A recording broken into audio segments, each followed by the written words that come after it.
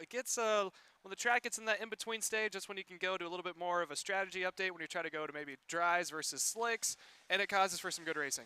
Certainly going to wonder whether or not that's going to happen real quickly here. Obviously not this first race out. They'll go out there on their rain tires. Yeah, what a difference a day makes, huh? Yesterday we were here under blazing sun. Oh, I think it felt like it was well over 100 degrees here yesterday. So for the kids, a little cooler this morning. Obviously the track is a little wet here and there, but they went out, warmed up quite a bit, moved a lot of the water off the track. So getting ready to go racing. Looking forward to today. Yeah, some of the water was moved, but we're going to see here as the stream goes on, there's also some puddles all over the track, especially at the start-finish line. There's a puddle all the way across the stripe. What's going to be interesting is when it gets time to when you can go in between the dries and the slicks, those who have to stay on the wet tires, there's a good shot of all the standing water. That is actually on the racing line going into turn number 1.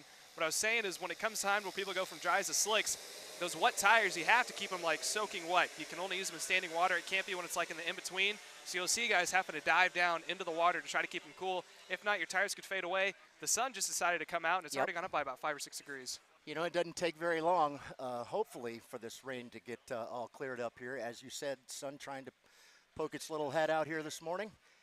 And we're getting ready to go racing. Round number 2 for the TSRS folks here at the SpeedSportz facility in New Caney, Texas. Looks like it'll remain cloudy throughout the day, hopefully, and no more rain, but racing throughout the day. Let's get it started. Absolutely. This first group out on track is going to be your Mini Swift, brought to you by Allen Rudolph Racing Academy. And again, I want to thank our title sponsor. That is Auction ETX. Without them, this would not be possible. Make sure you give a shout out to them. Anytime you have the opportunity to see someone in a shirt walking around track of any of our sponsors, make sure you give them a big old thank you. Sit down and talk to them for a couple minutes, maybe see what they have to offer, what their product is. But right now, we're about to get underway here with the Mini Swift. Again, the first heat race of the afternoon. This is heat race number 2 in total. After this, we will go to our features. There are no LCQs today, so everyone who starts will go on to the feature. You can see some of the drivers already popping down into the water. Already the track is starting to dry up, so pretty quickly we may see in the coming classes guys switching over to the dry tires, but these wet tire tracks right now, or the wet tires that are on track right now, they're going to have to be diving into those puddles. That's when you see interesting when it comes down to it. Everyone's going to be going off the same piece of real estate, but that water is going to soak up, so you're going to have to find some wet areas wherever you can.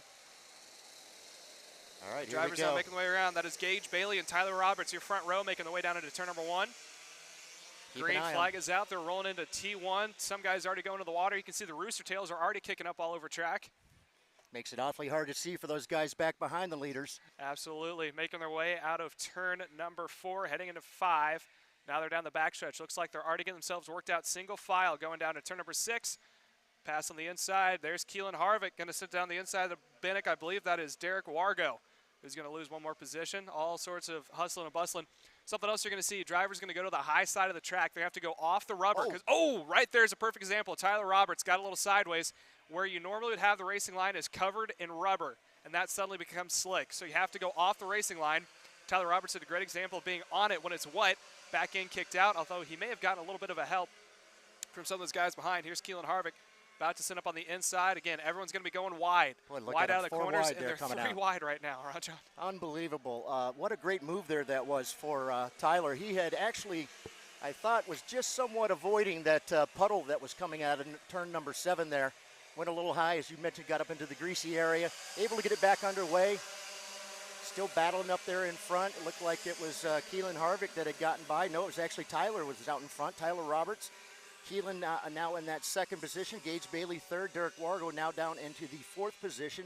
Hosey Chambers now in 5th. Making the way down the backstretch. Harvick now going to have to stay if they can stay in the toe of Tyler Roberts coming down to turn number 6. On the back bumper, makes move to the inside. He's able to get around door to door, and it looked like P number 3 of Gage Bailey thought they may have a pass back. Tried to do a crossover. Tyler Roberts. Oh, we got one off the track going into turn number 6. Again, that track just gets really greasy on the outside line, and then right after that's the marbles. So when you try to go to get more grip, you have the marbles, and it just sends you right around. 2 leaders now. Looks like Harvick out in front over Tyler Roberts, making the way into one of the hairpins. Again, everyone going to have to go wide. Some are already trying to venture on the inside line. That looked like Gage Bailey running in the 3rd spot, although I don't think it worked out for him because right now he is under attack from Derek Wargo. Looking out on the track right now, just now coming through turns number 14 and 15 again. One to the front stretch, down the front stretch, past the start finish once again. This time Keelan's got a little bit of a lead. Actually went purple that time, a 108.946 to a 109.641 for Tyler Roberts. Gage Bailey now in third. Derek Wargo still hanging on there in the fourth position. David Yarbera now up into fifth. Hosey Chambers back down into the sixth. Carson Berry in seventh. It's Tyrone Kemper Jr. right now in that eighth position, up 5 positions. Looks like we've got a Kart out and off the track. Just not able to continue. He's obviously extremely disappointed. In the meantime, though, still Keelan Harvick out there in front as they come through the inside part of the track, the infield section. Just go a little high out around those puddles right there. Thought perhaps they'd maybe sneak up in there and do as you had said. And that was get a little water on those tires as they come back by. Let's see if they actually go through that one. Nope, they avoid that puddle as well. Looks like this track's going to dry out really quickly, Caleb. Yeah, I'm curious to see what the mechanics will look like down on the grid area. They're probably going to be going back and forth, trying to switch from the rains over to the dries. Again, it looks like from our perspective that it's dry, but what you need is at least one racing line.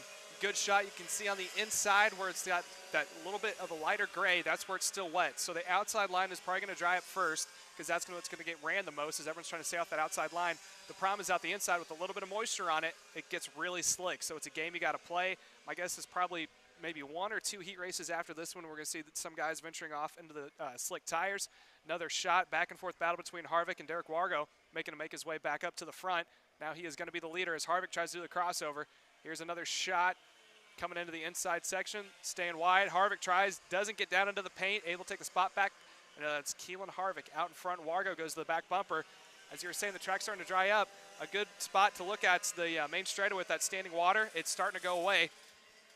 As there's another pass back. Harvick out in front. P number 2, still Derek Wargo, who's the fastest car on track. Yeah, once again, going to do the same thing. Going to get out there and start battling one another. And again, another crossover move for Keelan as they came out of turn number 14 onto 15 and onto the front stretch. Nose to tail. Keelan Harvick out in front. Derek Wargo right there in that second position. Last time by, Derek once again went purple. A 108.585. Gage Bailey hanging on to that third spot. David Yabara in the fourth position. Still Tyler Roberts in fifth. Again, these heat races are 8 minutes plus 2 laps. So right now we are working 5 minutes. So it'll be another 3 minutes across the start-finish line. Then they'll get 2 laps to go. Wargo tries it again on the inside of Harvick. They're still door-to-door. Harvick has the inside line. Look for him to sweep wide. He is going to stay in control. Wargo to the back bumper.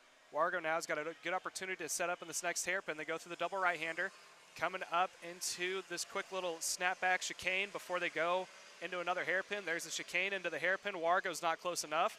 Harvick keeps it wide. Wargo trying the inside line. He's going to take the spot back. Wow. Harvick's got the momentum now, and he's on the inside. They're going to go door-to-door through this little quick kink to the left before we come to the last hairpin. That's going to be Wargo taking the spot back. Harvick on the back bumper. Harvick shoots it up on the inside, takes the spot away. Here comes Wargo for the crossover. Gets it right back. Harvick goes to the wheel, tucking into the toe. Coming across the line, it is now going to be relatively 6 minutes complete. So 2 more until we get 2 laps to go. Once again, I thought perhaps Keelan, when he had the opportunity, was going to push Derek kind of a little high coming down that little short chute there through that puddle, but he thought better of it and allowed him to kind of get over and get out of the puddle. But again, Derek Wargo, Keelan Harvick, now going down towards turn number 6, tiptoeing somewhat through there. You can see it starts still a little slick if you go high. Down to the inside there of turn number 7. She said they'll go through the double right-handers here.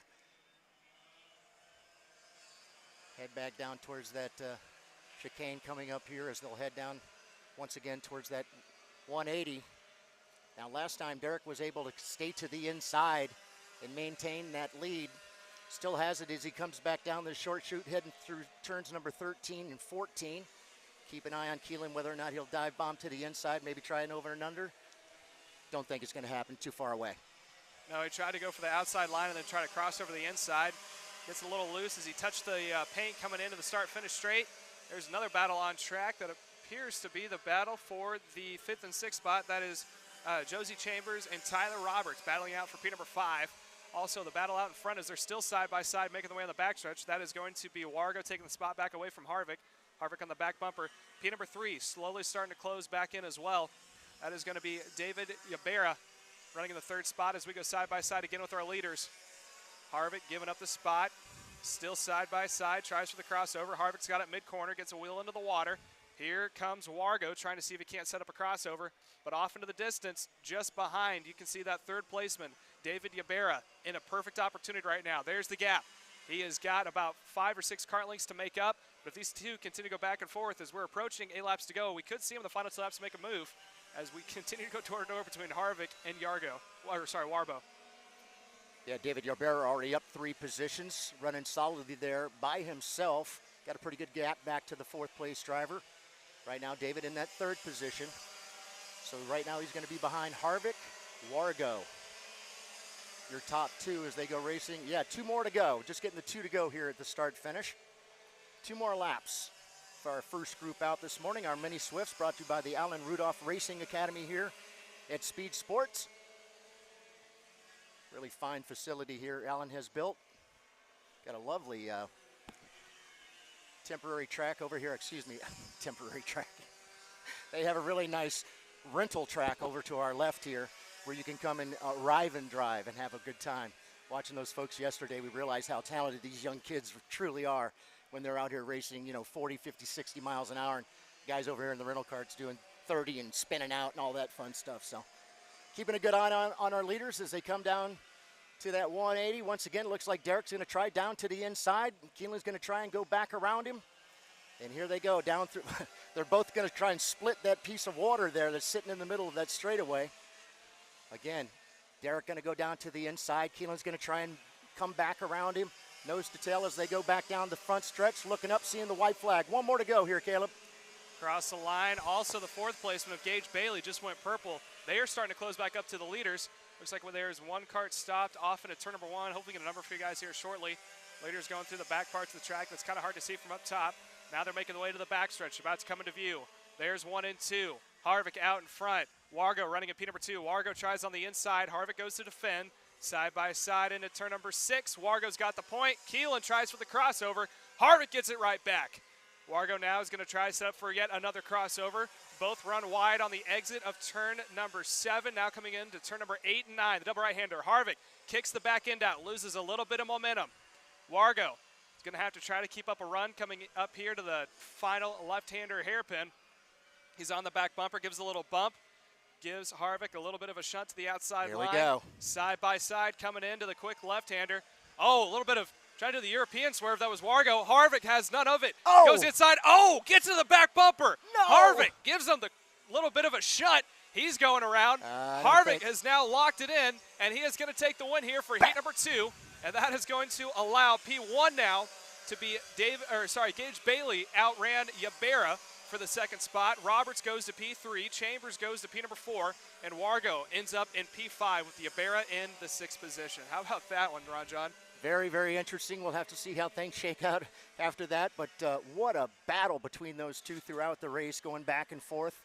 And again, I believe it's going to be Gage Bailey that ends up getting advantage of that, ends up in that 2nd position, dropping and bringing Tyler Roberts along with him. Yosi Chambers now in 4th. Derek ends up in the 5th spot. David Yabera in 6th. Carson Berry ends up in 7th. Juan Jose Palermo in the 8th position. Tyrone Kemper Jr. 9th. And Emmett Edalls ends up in the 10th spot. Again, Mini Swift by Alan Rudolph Racing Academy in the bank. And with that, we're going to go to our first commercial break of the day. When we come back, we still have more heat racing still yet to come. So stay tuned and don't go anywhere.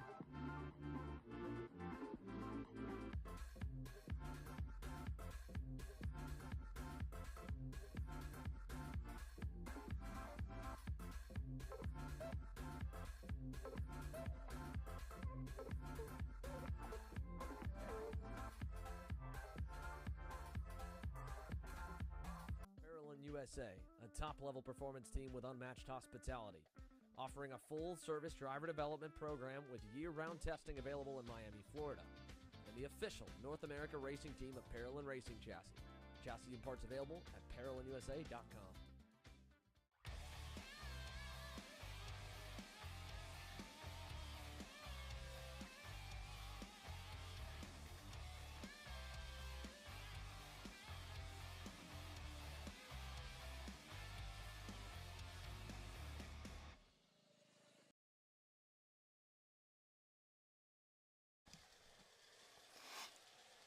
And welcome back here, day number 2, TSRS.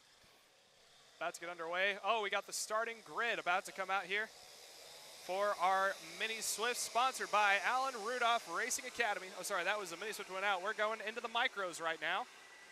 Micro Swift, sponsored by Houston Freightliner and Western Star. Ashton Wyatt's going to start on the front row next to Paxton Dyson. Sawyer Chambers starts in P number 3 next to Royce Vega. P number 5 is going to be Alex Chandler. That is your top 5 for Micro Swift. Again, all this wouldn't be possible without Auction ETX, the title sponsor here for TSRS and the 2022 season. So we're slowly about to get underway. Drivers make their way on track, trying to get some heat into the tires. It's going to be interesting to see how they manage with the changing track conditions, Ron John. Yeah, we have one young man that kind of came out of there a little late, going to race really hard and try to make his way around to the back end of the field and try to make his way into his spot. A little late, like I said, coming off a grid, out onto the track. Most of our karts are already starting to form up here on the inside of the track. He's just now heading towards turn number 6. So he's still a good half track behind our leaders, who are now just starting to form up on the inside part of the track, coming through the infield section. Again, on the pole, Aston Wyatt, outside pole, Paxton Dyson in the number 22. Once again, the race is 8 minutes plus 2. Looking good as they're all forming up here. What's really been good is it's allowed the driver, Simon Klein, I believe, to get all the way back in. It looks like he's going to be able to squeeze up there into his spot. No problem. No harm, no foul. Everybody looking good. Are you ready? Let's do this. Here come your Micro Swifts. Green flag.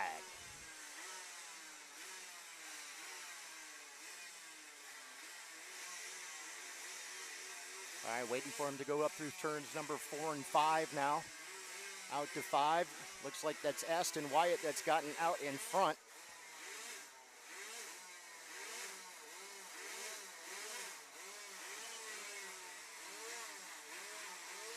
All right, just now waiting for him to come through turn number 7. Up, looks like we had a kart go around. We sure did. Somebody went high in turn 6, ends up backwards off the back end of the track. Gonna wait for the corner worker to get over there and help push him back onto the track so we can get back underway. In the meantime, waiting for our leaders to finally come through that last 180 and head down through turns number 11 and 12. Heading through 13, and I believe that's the 21.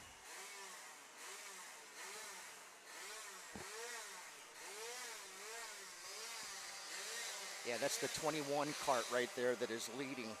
That's going to be Aston Wyatt, a 108.883 for the leader. Royce Vega now up into that second spot. Sawyer Chambers in third. Alex Chandler now in fourth, up a position. Patricio Medina up 5 spots for Patricio in the number 12 into the 5th position. Emerson Lane right now in 6th. Colton Scheinberg in the 7th spot. Tanner Barsh rolls off right now in the 8th position. And it's Liam Nakawati in the 9th, and Pasha Ali right now in the 10th position. Again, we go 8 minutes plus 2 laps.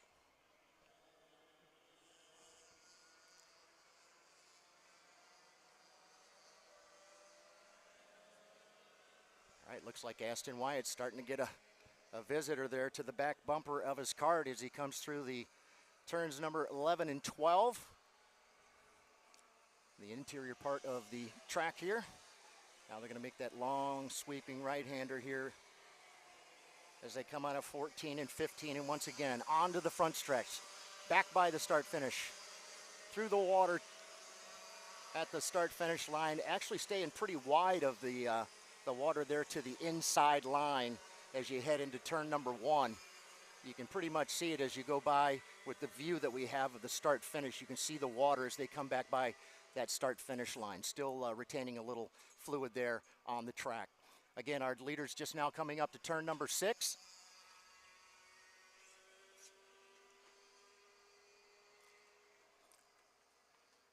Still a little water right there going through turn number 7 and 8. And again, Ashton Wyatt still out there in front with Royce Vega right there on his back bumper. About a cart length difference between the top 2. The third spot right now is Sawyer Chambers. Sawyer, unfortunately, kind of all by himself, hoping maybe the guys back behind him can get up there and help push him up to the leaders.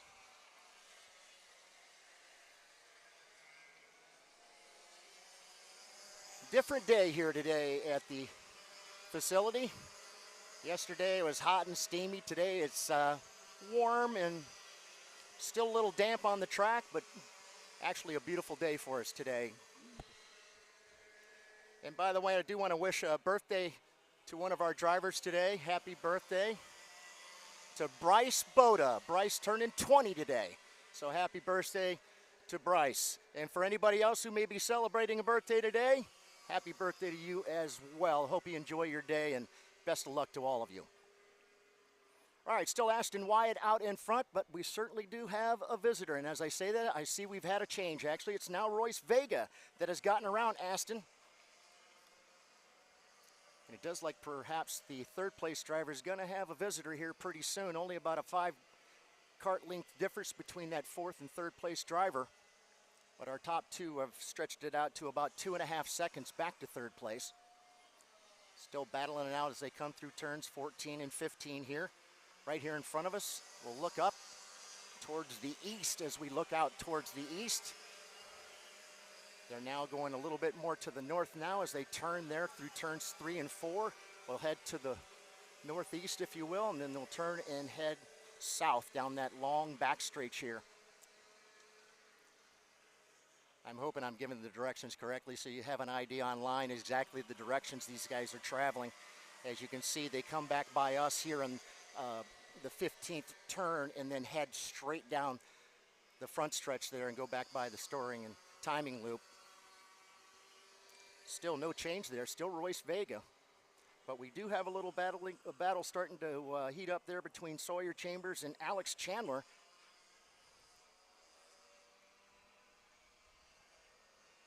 And I say that, I believe we had a little issue there for, nope, able to get back underway, no problem. And yes, without a doubt, Sawyer is getting a friend up on the back bumper. Looking at our time, we've got about a couple of more minutes to go here. Perhaps about 4 more laps for our drivers. Again, our micro sifts being brought to you by Houston Freightliner and Western Star. Thank you for your sponsorship. We greatly appreciate you.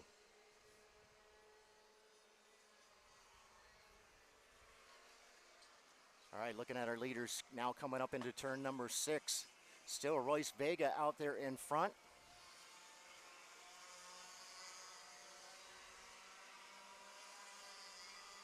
And again, the battle now is heating up for that third position.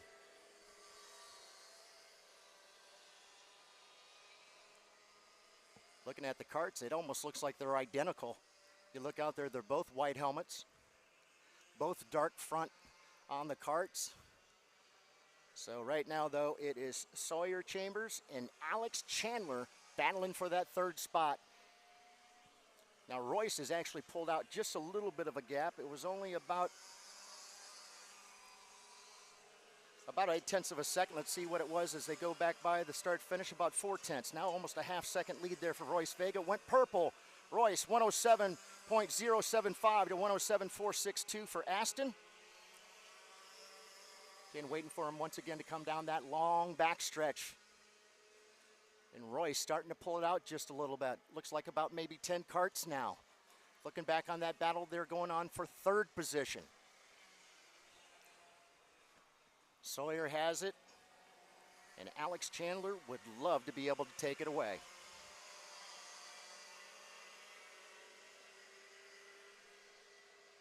All right, waiting for our leaders to come through the quick little chicane there on the inside part of the track. Now they'll come up to the 180, come back around. Come racing by that puddle that still remains right there in the middle of the short little chute here as they run down into turns 13, 14, and 15. As they come out of 15, they'll be right once again onto the front stretch. They're going to look up. 2 to go. 2 more laps for our Micro Swift.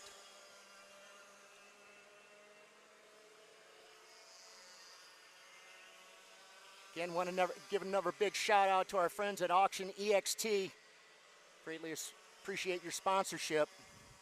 I tell you what, Aston has gotten a little bit closer. Next time by, they'll be picking up the white flag. Don't believe that battle is over there for that top spot. And in the meantime, still neck and neck for that third position. And that's still going to be Sawyer, Chambers. And now it says it's actually Paxton Dyson. That is right back there. Meantime, here come our leaders. Boy, Rice almost went a little high there, allowing Ashton get there to the inside. Look at Ashton all over now, all over his back bumper. Just now coming through turns 13 and 14. Long right-handed sweeper here. And then once again, back onto the front stretch, looking up. White flag. 1 more lap to go here. This is our Micro Swifts. All right, and that battle still continues between Sawyer Chambers and Paxton Dyson. It was Aston Wyatt, the second place driver, that went purple, a 106.869 to a 106.931. But as you look out there on the track, it once again looks like Royce is able to pull out just a little bit there on that long stretch. It's that next battle, though, for that third position. Let's keep an eye on them as they once again come through that hard left-hander there, turns number 7 and 8. Through that quick little chicane there, now through the 180. Just now waiting for our leaders to come through turns 13. Still, Royce, a little bit of a gap there. Here we go, coming out of 15. I believe it's going to be Royce Vega. Bam! Royce Vega takes the victory. Congratulations to Royce. Aston Wyatt will end up in second. And that battle is going to end up being Sawyer Chambers. Paxton Dyson ends up in fourth. Alex Chandler fifth. Colton Scheinenberg in the sixth position. Tanner Barsh. How about that run for Colton, by the way? Up 3 positions. Tanner Barsh up a spot into 7th. Pasha Ali. Great run for Pasha. Pasha up 8 positions into the 8th spot. Emerson Lane ends up in the 9th spot. And Patricio Bedina ends up in the 10th. All right, that wraps it up for our Micro Swifts, brought to you by Houston Freightliner and Western Star. Yeah, how about that? A good run for your micros. Next up, we're going to have more heat races still to come. We're going to send it to another commercial break. When we come back, we're going to have changing track conditions as we go into more heat racing. Stay tuned and don't go anywhere.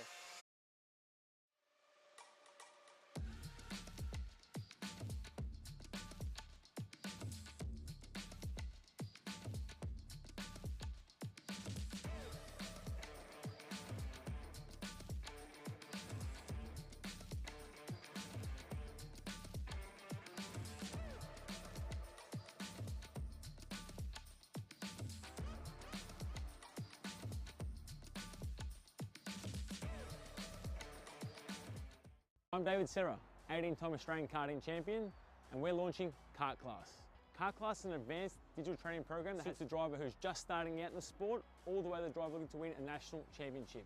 In this program, you're going to be learning about how to find the ideal racing line and what an apex is, braking and throttle markers, wet weather racing lines, and how to overtake other competitors. We target how to brake in the wet weather, and we look on the mental side of kart racing as well with our mental skills coach. At the completion of this program, you'll be lighting up purple sectors in qualifying, know when to defend on the opening laps, and how to pressure your opposition into mistakes. We teach you the tools to be resilient and how to get in the right frame of mind before a race. We look to complete the whole package by getting a strong mindset, a driving style to suit all conditions, strategizing your race, and getting the last 1% from your team. We'll teach you how to win the final lap of a race, driving the wet like Max Verstappen, and creating the perfect bubble for yourself to mentally be in the zone. To find out more, click the link below.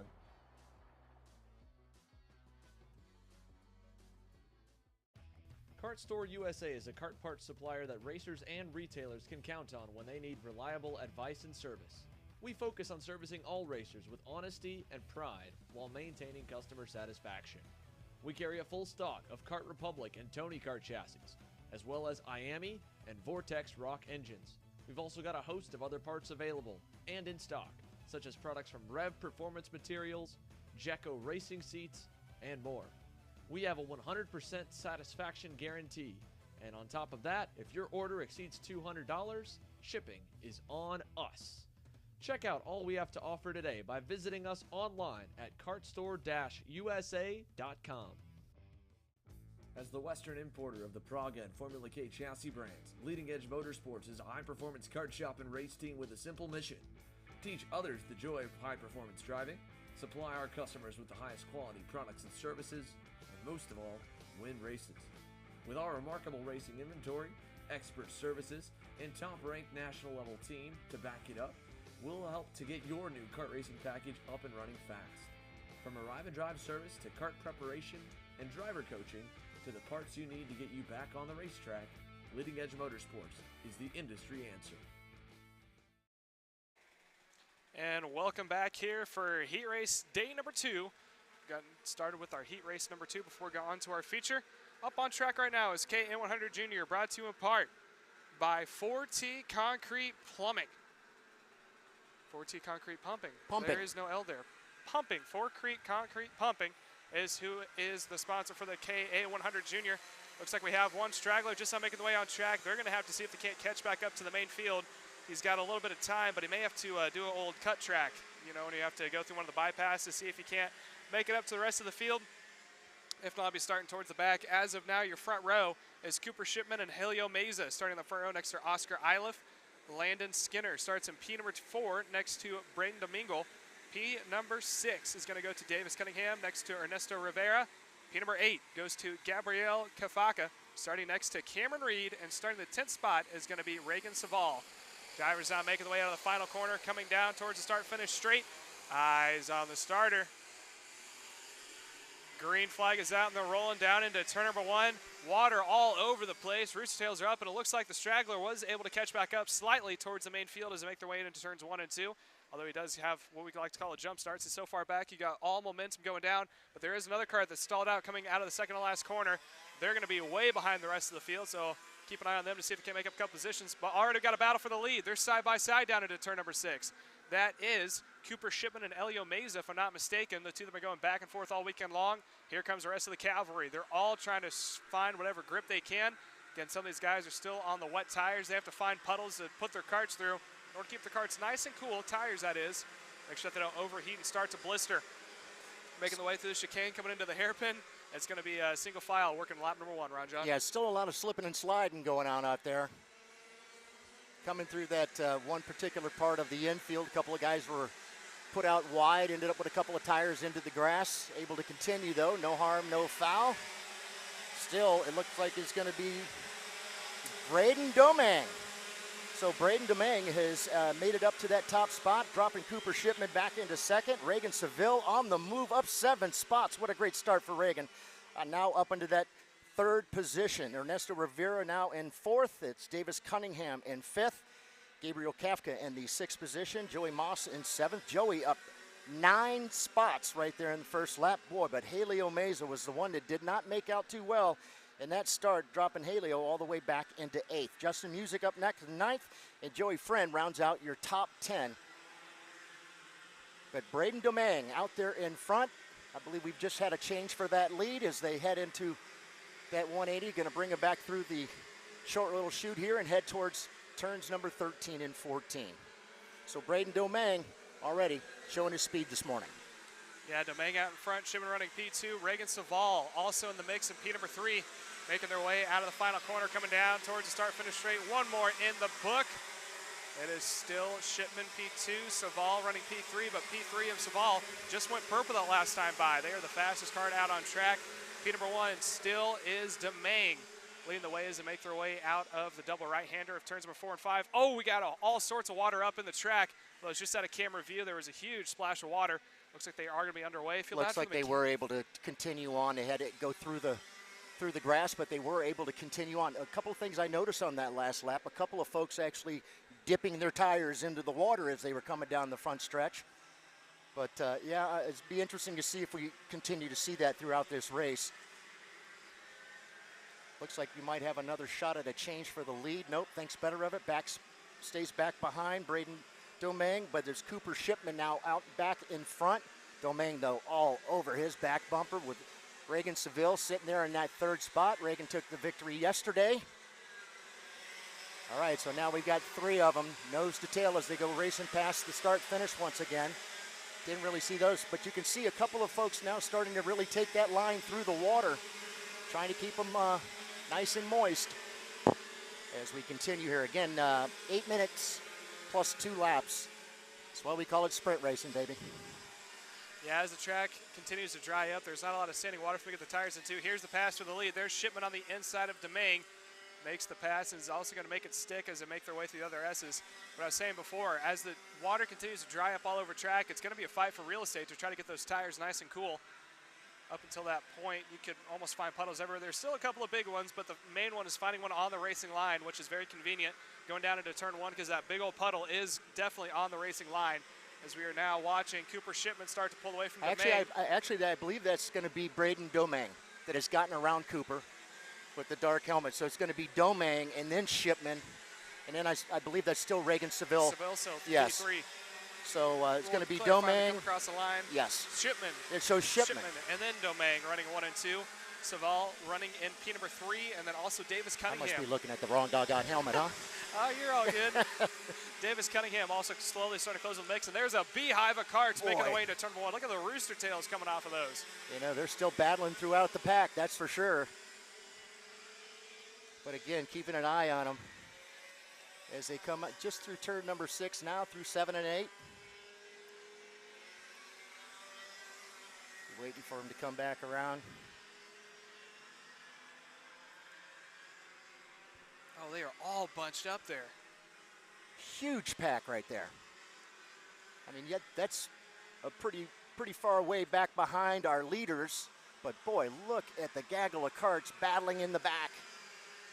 In the meantime, our leaders just now coming through turns 13 and 14.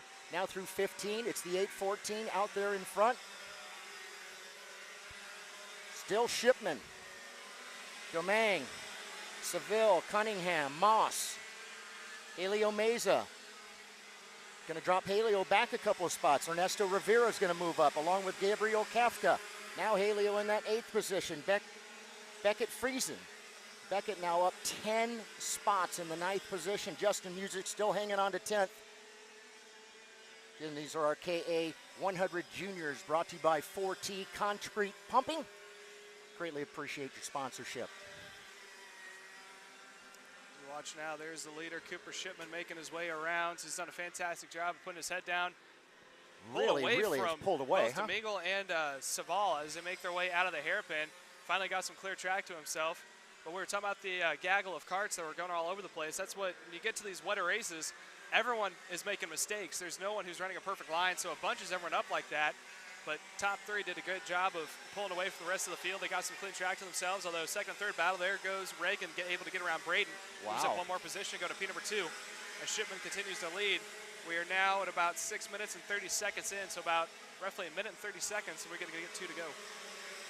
Once again, what a great run so far for Reagan Seville. Reagan now up 8 positions, and I look a little bit farther down. Another shout out to Joey Moss. The 839 continuing to move up 11 positions, puts him solidly in the 5th spot. Good run so far. Looks like we've got an issue over here. I see the yellow flag at the start finish. Can't really see where the issue is, but nonetheless, yellow flag now down at the start finish. Once again, looking for our leaders side by side. Nope. That's our second place drivers that are working hard That's going to be Seville and Domingue.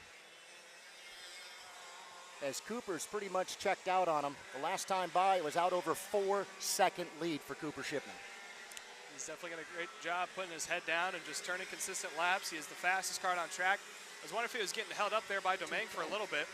Reagan Seville moves up into P number 2. Looking down the rest of the order, Elio Meza, who fell all the way back in the field, was in P8, now up into P4.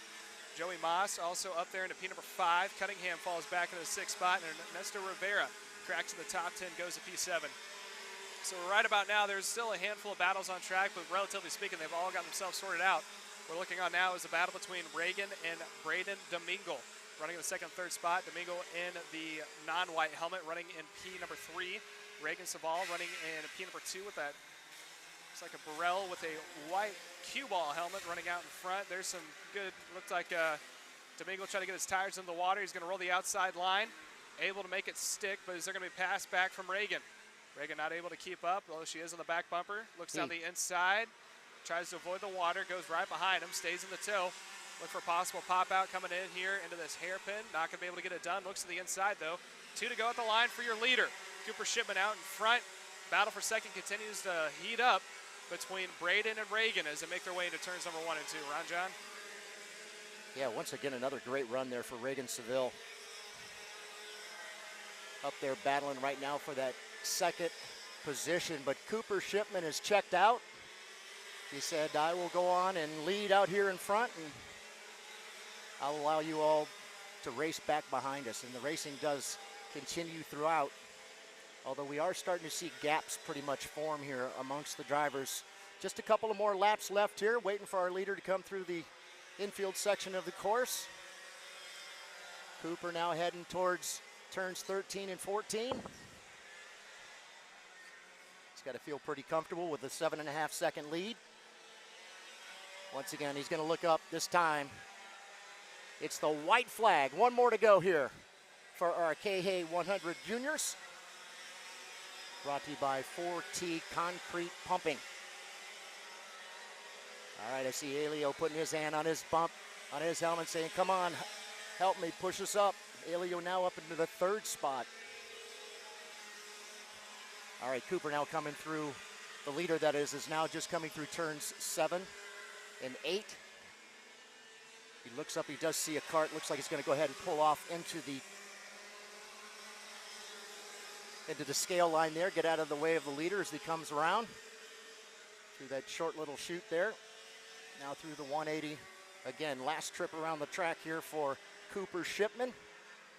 Out there in front by out over 9-second lead for Cooper. So yes, he absolutely checked out from the rest of the group. That battle still continues back behind him, but here comes your winner, Cooper Shipman. Gets a black flag, not really sure what that... Checkered and black together means that the race is under review. So there's some incident that they either didn't like that's going to be under review, so it's just given to everyone, not just one driver. Gotcha, okay.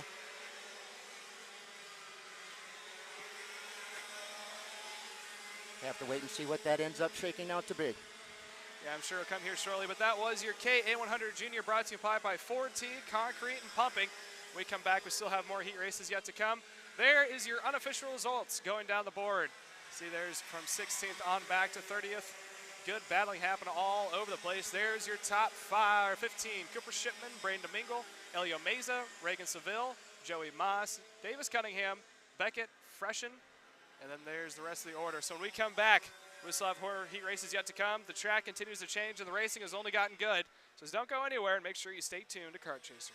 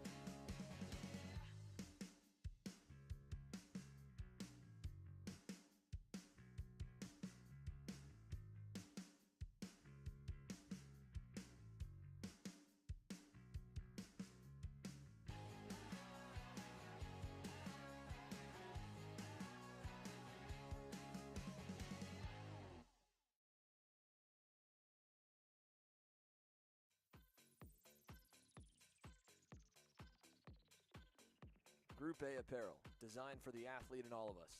Check out more online at groupAapparel.com. Parolin USA, a top-level performance team with unmatched hospitality, offering a full-service driver development program with year-round testing available in Miami, Florida, and the official North America racing team of Parolin Racing Chassis. Chassis and parts available at ParolinUSA.com. If you're looking for top-grade equipment, look no further than Rev Performance Materials, engine mounts, sprockets, and arcade chains. Available online now at RevPerformanceMaterials.com and through a dealer near you. The highest quality material, built to the highest quality standards. Rev Performance Materials.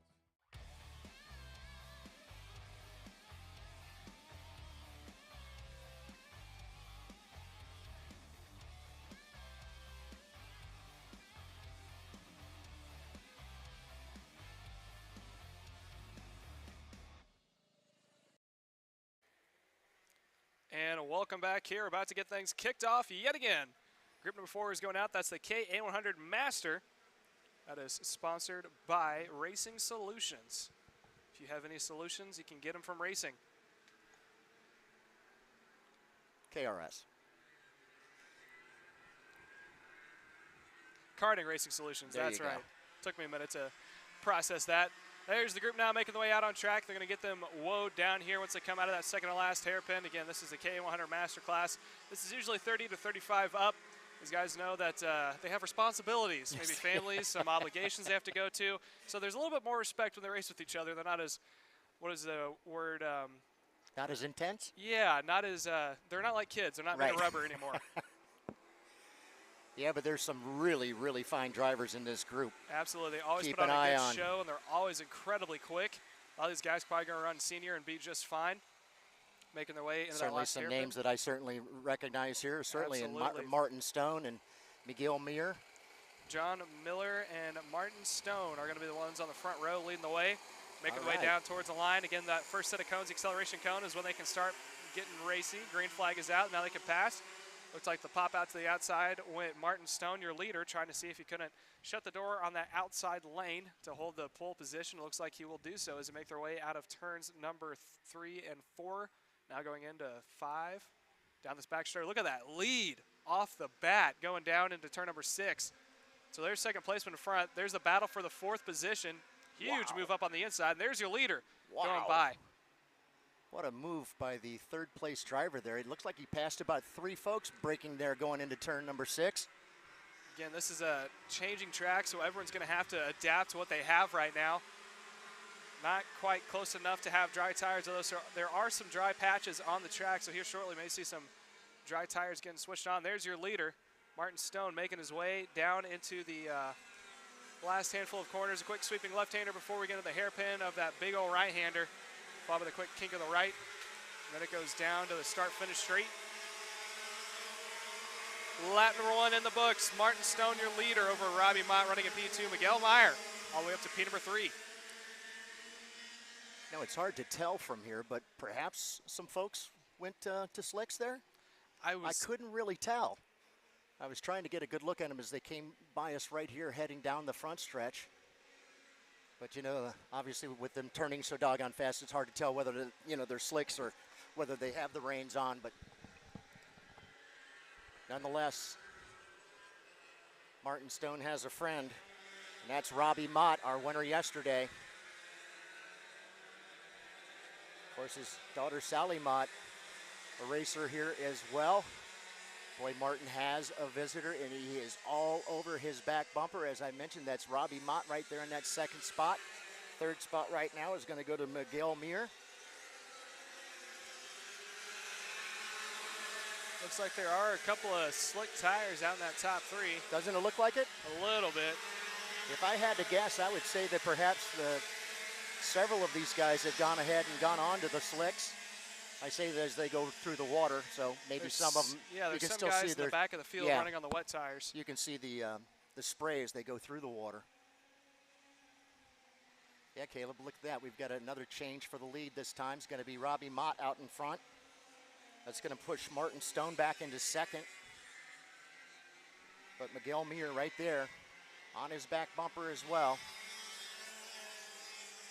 Yeah, I've kind of been watching the guys up in the front, and it seems like they've somewhat been trying to avoid the water. Yeah, I think the top 3 are on slicks. I think the cart running in P number 4, if I'm not mistaken, that's Andy Miller, is also on slicks. And then there's a couple of guys in that pack battling it out for the 5th position. Some are on slicks, some are on wets. But if the top 3 are all on slicks, I think slick tires may be the way to go right now.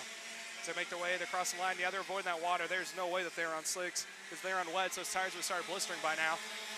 That second pack, a couple of the guys trying to dip the wheels into the water. Those guys are the ones who are on wet tires right now.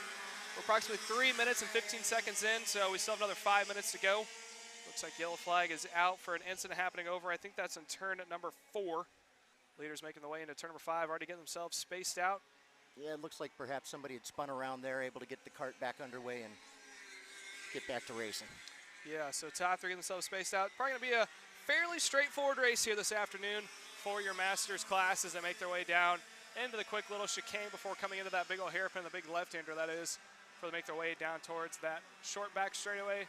Big sweeping left-hander into the big old hairpin. Now it's just a matter of who can be the most consistent in the top 3. I think they're all fairly equal. Out in front is still Robbie Mott. Meyer running at P2 and Martin Stone in the 3rd spot. Not really sure what happened there with Martin, but he's actually starting to fall off just a little bit off the top 2. We'll have to keep an eye on that. That means he'd roll back to Andy Miller and Morgan LeBaron. Morgan up 11 positions. The 2:15 up into 5th. What a tremendous start. All right, about a 0.3 of a second lead for Robbie Mott over Miguel Muir.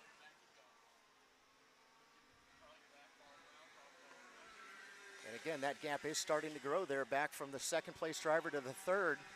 Up, we've had a cart go off on the interior part of the track. Looks like he's pulled over and out of the way, gonna get off the track himself. Make sure he's in a safe position. Still, Robbie Mott out in front. It's our KA Masters by Kart Racing Solutions. All right, your leader in that black helmet as he comes down the front stretch. That's the 2:05 of Robbie Mott. And it was this time that Robbie goes purple, 59.322 to Miguel Myers, 59.476. Now he's stretched it out to about a half second there. Doesn't necessarily look like that if you look out onto the track. Only looks like he's about maybe 5 cart lengths ahead. We'll see as they head down into turn number 6 once again after that long run down that back stretch. But it's the gentleman that's sitting there in 4th position is truly kind of out there all on his own, and that's Andy Miller. He would love to see something happen with the guys up front so he could pull up there and maybe get in a podium position, but right now he's out there all on his own in that 4th spot, and it's quite a gap back from the 3rd position to 4th, about over 5.5 seconds. And then from the 4th position back to the next position is going to be, again, another 5 seconds plus.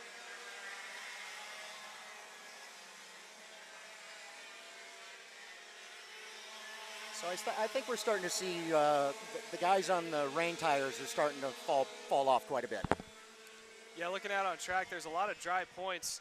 Track, there's definitely more than one racing line all the way around. There's now just a handful of puddles that are very visible for us, mostly on the front straightaway and that little back chute. There's 3 big ones that are now continuing to shrink down. I think as more guys are going to slicks, you may see the next group, majority of cars probably going to go out in slick tires as opposed to the wets. Slick tires are always faster, but the wets provide that just a little bit more traction. Like we said before, there has to be standing water on track or else they're going to blister and they're going to fade away. I think we're seeing that in the 2nd pack. They're all getting extremely loose. I think that's the tires starting to burn off as they continue to not have enough water to get those tires cooled down on. Making the way is the leaders out of the final corner, across the line one more time. We are now 7 minutes into the book, so probably about 4 more laps to go, one or 2 more until we get 2 to go. Still Mai out in front, Mai running in P2, Martin Stone in P number 3, Andy Miller leading that 2nd train is running in P number 4, but there's a huge gap between the 2 of them, between Martin Stone and Andy Miller running in P number 4, and then after that it is Morgan LeBron and the rest of the cavalry down back. Doug Foxworth, I should say.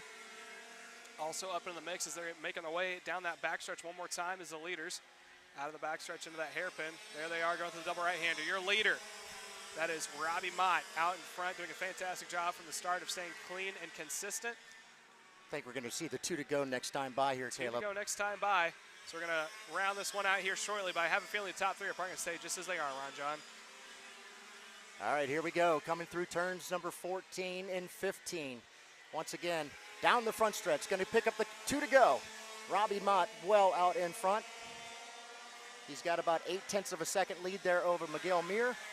Martin Stone still solidly in 3rd position. Andy Miller, Morgan LeBaron in that 5th spot. Doug Foxworth, as you mentioned, in the 6th.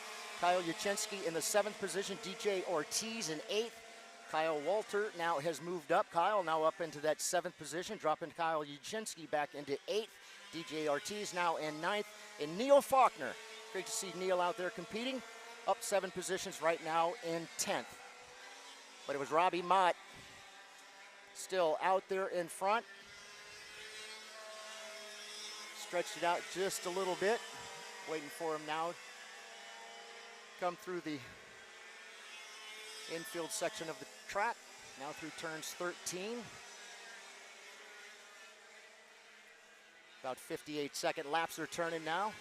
He's going to look up. Robbie looks up, sees that white flag. One more trip around the SpeedSportz layout here. Oh, we got a kart around on the interior side of the track. Looked like he got up into the water there, able to get that kart back underway.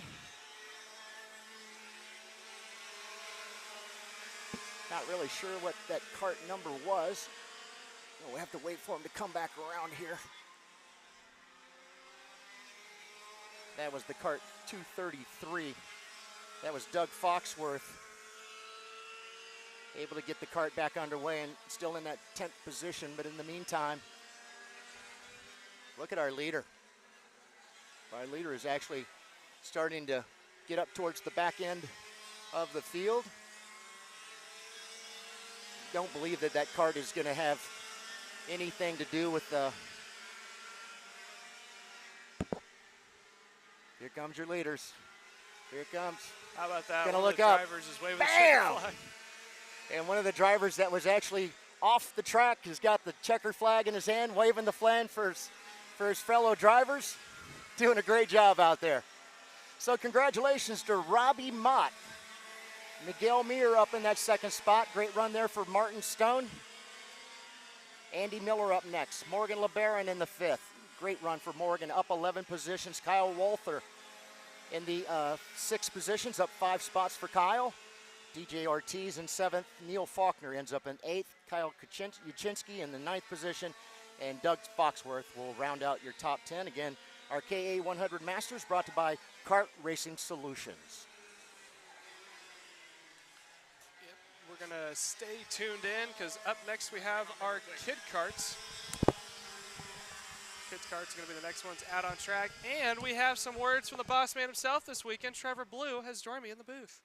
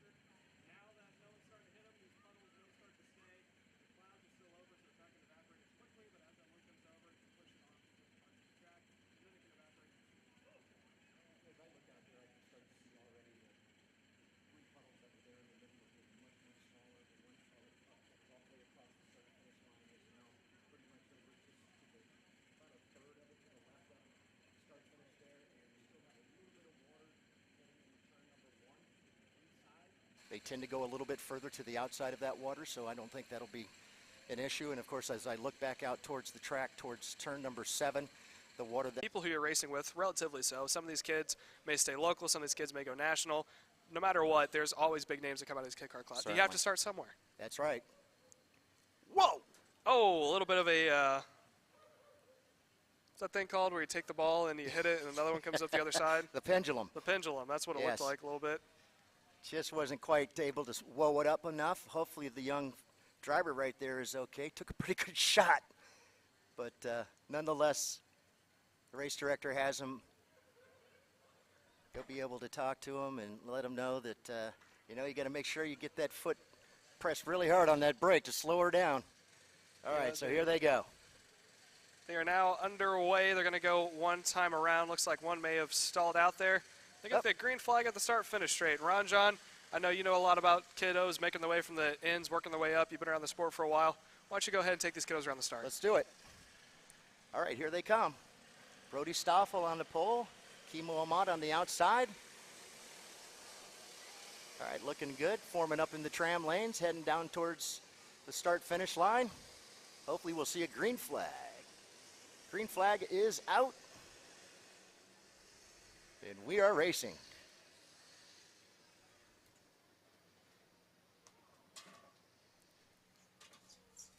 Ooh, oh, had somebody go around back there on the back end of the track. It looks like somebody else went right into his side. I think they're going to be able to get them cleared out and back underway. Hopefully, still got one there in the grass area, but I see our corner worker getting them out there on the track. Thank goodness everything's okay. In the meantime, our top four have kind of broken away from our fifth place driver.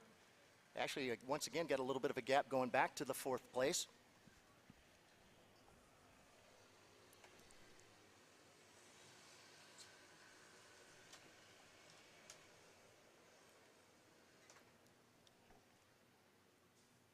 Yeah, this is the future of the sport. You need to find places in your, whether it be in your neck of the woods or somewhere around your home, and go out there and get involved in the karting world. Get your kids out there, get them started here young. They'll learn their craft. The more the merrier. All right, our leader ends up being the number 99, Kimo Ahmad. Brody Stoffel in second, with Victor Gus Wonderly in that third position, and Andrew Antonaccio right now in fourth.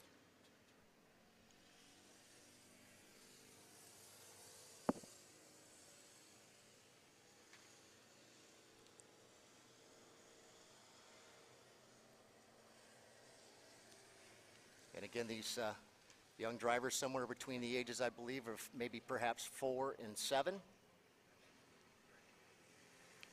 It's very interesting when we're out on the circuit, so to speak, to see these young 7- and 8-year-old drivers. They're absolutely fearless and absolutely amazing, amazing drivers when you consider the fact they've never really driven anything before. But yet they can get out there and make incredible passing moves. For those of you who are watching on the live stream, we do apologize for the second camera angle. There's been a little bit of a mishap with all the water that comes into effect here. Obviously, technology doesn't like it. It's been a little glitchy back and forth. We're working on getting it back up. We do have the main camera angle that's positioned right next to us on the start-finish straight line. We'll have that one, but the other one will probably be back and forth here for a little bit. Once we get it back, we'll have plenty of coverage here this afternoon. All right, looked like Victor Gus Wonderly was trying to get around Brody right there as they went by the start-finish. Still looking to the inside of him. Nope, thinks better of it. Kicks back behind him.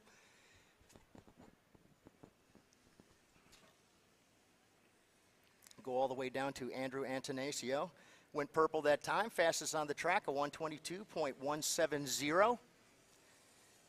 That was about 3/10 faster than our leader.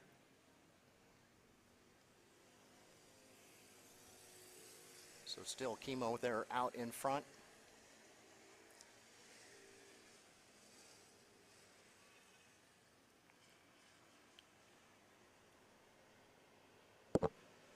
Looks like I do see, as I look out toward the towards the back end of the track, I do believe I see a cart off the track, off to the side there.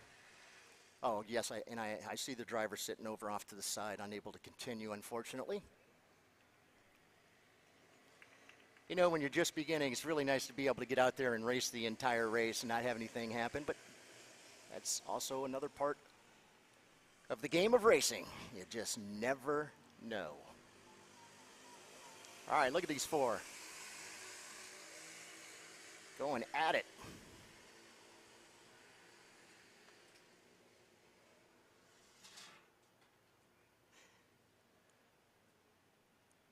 Once again, Chemo Ahmad still out front. Brody Stoffel still hanging on to second. Victor Gus Wunderly in that third position with Andrew Antonaccio in fourth. All four of those drivers still working really hard together. Meantime, looks like that would be Dutch Westbrook out there running around in the number 33 right now in that seventh position.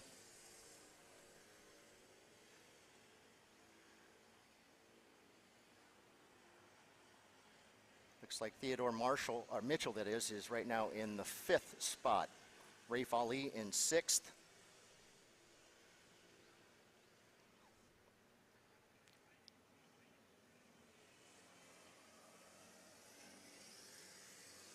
I know yesterday in the race we just had the top three going at it, but now we've got a fourth driver in there as well. Shake things up just a little bit perhaps. Still Chemo and Brody and Victor, your top three. Our fourth place driver, and Andrew Antonaccio right there on the back bumper, the number 8. Got the double 9s out there in front. Okay, they're going to look up and see a yellow flag here. No passing through this particular area until they get past the yellow flag zone. Once they do, then they can go back to racing again. Our Honda Kids Kart brought to you by Helix Electric. Again, thank you for your sponsorship.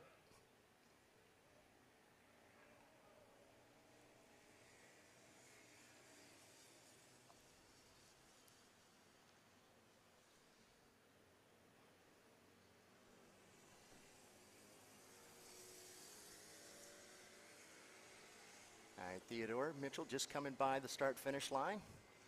Unfortunately, he's kind of out there running all on his own, but still putting in his time and his laps. So important, seat time. When I meet a lot of new moms and dads with their kids out at the track, just got to remind them it's all about seat time. Get in there and race as much as you possibly can. And of course, I know a lot of folks do a lot of time on the simulators as well, just trying to work really hard and get their racecraft down. So great about some of these younger drivers who take some of the younger drivers under their wings and start helping them and teaching them. Got some of that going on this weekend.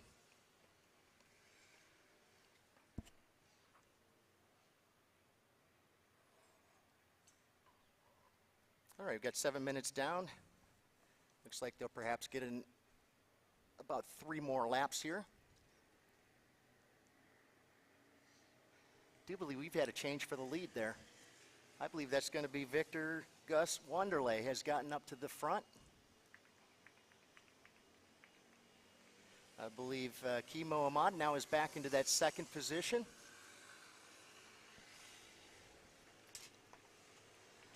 Like I said, these top 3 were actually going nose to tail yesterday.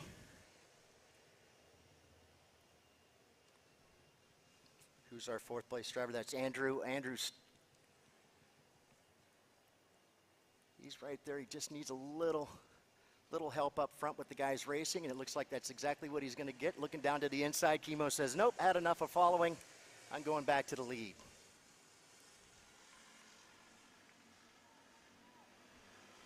Oh, yeah. Victor right there. Look, he's going to bounce to the outside. Try to get a good run down to turn number 1. Still, though, Chemo Ahmad.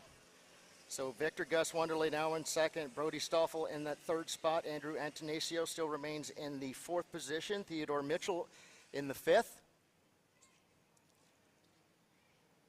Our top 4 coming down that backstretch.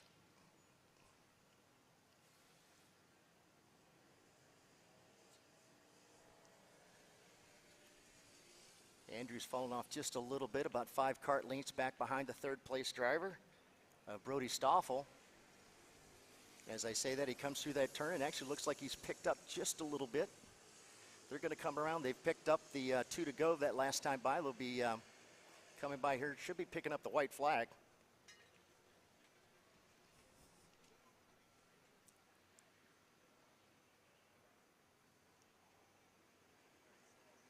All right, Brody went a little high there coming in that turn. It's going to allow Andrew Antonaccio to maybe work his way up there onto the back bumper. Coming through the last couple of turns here is once again they're going to head on to the front stretch. Past the start finish. It's going to be the last trip for our kid karts. Last lap, white flag is out. Boy, the number 7 looking to the inside, going through the water. Wow, Kimo was able to hold up just a little bit, not get into the back end of the driver. That's going to be, I believe, Victor Gus Wonderly that was gotten around him. Still waiting to come back out from the back end there through turns 5 and 6. Heading down towards turn number 6 out of 5, down the back stretch. And it looks like it's side by side heading into 6. Down to the inside. Looks like we're going to have a pass for not only first, but second as well. That's going to drop Victor Wonderly back into that 3rd position. And Kimo has managed to pull out about a 6 or 7 kart lead there, coming through the infield section of the course.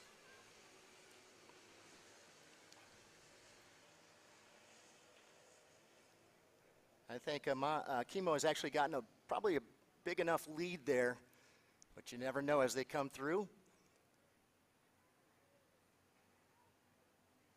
All right, we're going to have a little race here for that 2nd position. Who's going to give up? Who's going to lift first? All right. Was that Victor Gus Wonderly? Yes, it was. Able to get into that 2nd position. Look at Antonaccio trying to look at an opportunity. He's going to give it up to the 99. Bam. Wow, another great run for Kimo. Victor Gus Wonderly ends up in that 2nd position. Brody Stoffel in 3rd. Andrew Antonaccio once again goes purple that last time by. And Theodore Mitchell will round out your top 5. So congratulations to our Honda Kids Karts, brought to you by Helix Electric. And with that, we are going to send it to a quick commercial break. When we come back, we still have the second half still yet to come of heat race number 2 here for round 2 of TSRS. Stay tuned. Odenthal Racing Products, your #1 producer in engine mounts since 1992, along with our leading-edge designs and product development, such as the Odenthal Racing Products EasyGP camera mount, which comes in 4 different styles and can be used on any karting platform. See our products online. Go to odenthalracing.com. I'm Billy Vincent, owner of MPG Motorsports. What we do at MPG is we try to keep it a nice, fun family atmosphere, try to combine sort of the bigger things and of the bigger teams and the professionalism down with sort of some of the fun sort of family-oriented atmosphere. We try to not only develop drivers, but also the parents and the families for just in knowledge in general in motorsports. It all starts in karting. What we try to do is try to help the drivers, the moms, the dads understand the sport of motorsports in general, not just karting, but what it takes to get all the way up through. Whether you end up wanting to be a driver or a mechanic or an engineer, you know, we can help you with that, and that's what we're here for. If you're interested in joining us at MPG, our home base is at Whiteland Raceway Park in Indianapolis, and you can contact us at info@willpowerkart.com. And one of our great people will reach out to you, and we'll try to put the best program together.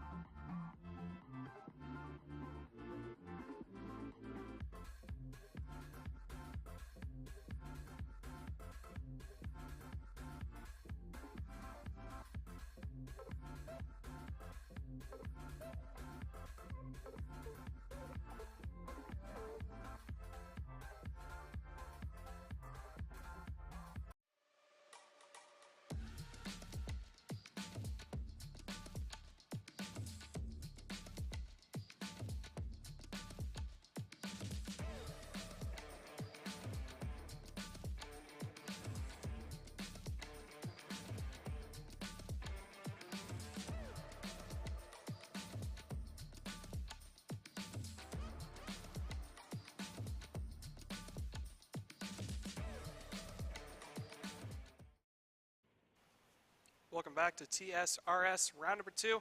About to go underway here with 206 Senior is going to be our next group out on track. Had a fantastic run so far with these guys all weekend long. 206 Senior and KA Senior have been the 2 classes that have put on the best show. And your front row is going to be Bryce Frank next to Ethan Arnaud with Rico Razik next to Ethan Wolf. Caden Wolf is going to be starting P number 5 next to Luke Walker. P number 6 is going to be Blasi Dornbaum. Dornbaum is going to start P number 7 next to Garrett Weaver. Braxton Tragg is going to start next to Sally Mott. That is your top 10 for 206 senior. Ron John, it's been one of the top classes for us to watch. Again, one of the highest cart counts. Looking down right now through the timing sheet, 28 are going to take the green here for heat race number 2, which means 20 are going to start in the feature. And then in KA, obviously it's just a little bit higher, seeing as there's a lot of guys who ran the national series decided to come out here and run with the regional. What are you looking forward to on this one? I'm looking forward to seeing how things end up shaking out with some of the folks who are a little bit further down the list here. For instance, Braxton Tragg, we talked about yesterday, actually started 9th, ended up, I think, in like the 3rd or 4th position right on the very start there, so we'll keep an eye on him as well. Obviously, Bryce Frank won the race yesterday. Ethan Arndt, always, that's one of the names I'm familiar with, always a very competitive driver, so we'll keep an eye on him as well. And, hey, obviously got to keep an eye on the Wolf brothers, right? I mean, they're sitting there 5 and 6. We'll keep an eye on those as well. But, yeah, looking forward to this. This is always a great race, always extremely competitive. And our seniors are brought to you by Cruise Racing Development. Greatly appreciate you folks. Thanks so much. What a great group of sponsors for our 206 seniors getting ready to roll out. They're going to go 8 minutes plus 2. Once again, here we go. Racing at SpeedSportz Park here in New Caney, Texas, along with all of our friends from TSRS. Doing a phenomenal job and a great turnout here as well. I know it was pretty rough for the folks last night who stayed here on site. Had some pretty rough weather, but nonetheless, that's all past us. You can look out on the screen there and actually start to see the track's pretty doggone dry now. Yeah, only a handful of places still with water on it as they come out of the pits. I'm going to spot it out. Looks like almost everyone is going out on dry tires. Yep. A couple of guys still have the snorkels on the carburetor to keep out all the water, which honestly isn't a bad idea because some guys will stay good through the water. But yes, everyone is going out on slick tires, which means for them, they don't have full access to the track because there's a couple places where there is standing water. You're going to have to want to avoid that. These guys going door to door, slide jobs all over the place, passing all over the place. It's going to be difficult to try to work your way, try to make the move you need to do, but also get around the puddles so you can stay in the clear as they work their way down the backstretch into turn number 6. We're going to bunch them back up when they get to the latter half part of this lap, and then we're going to go green at the start-finish line again. There's 2 sets of cones. The first set on the stripe is the acceleration cone. That's when you're allowed to start.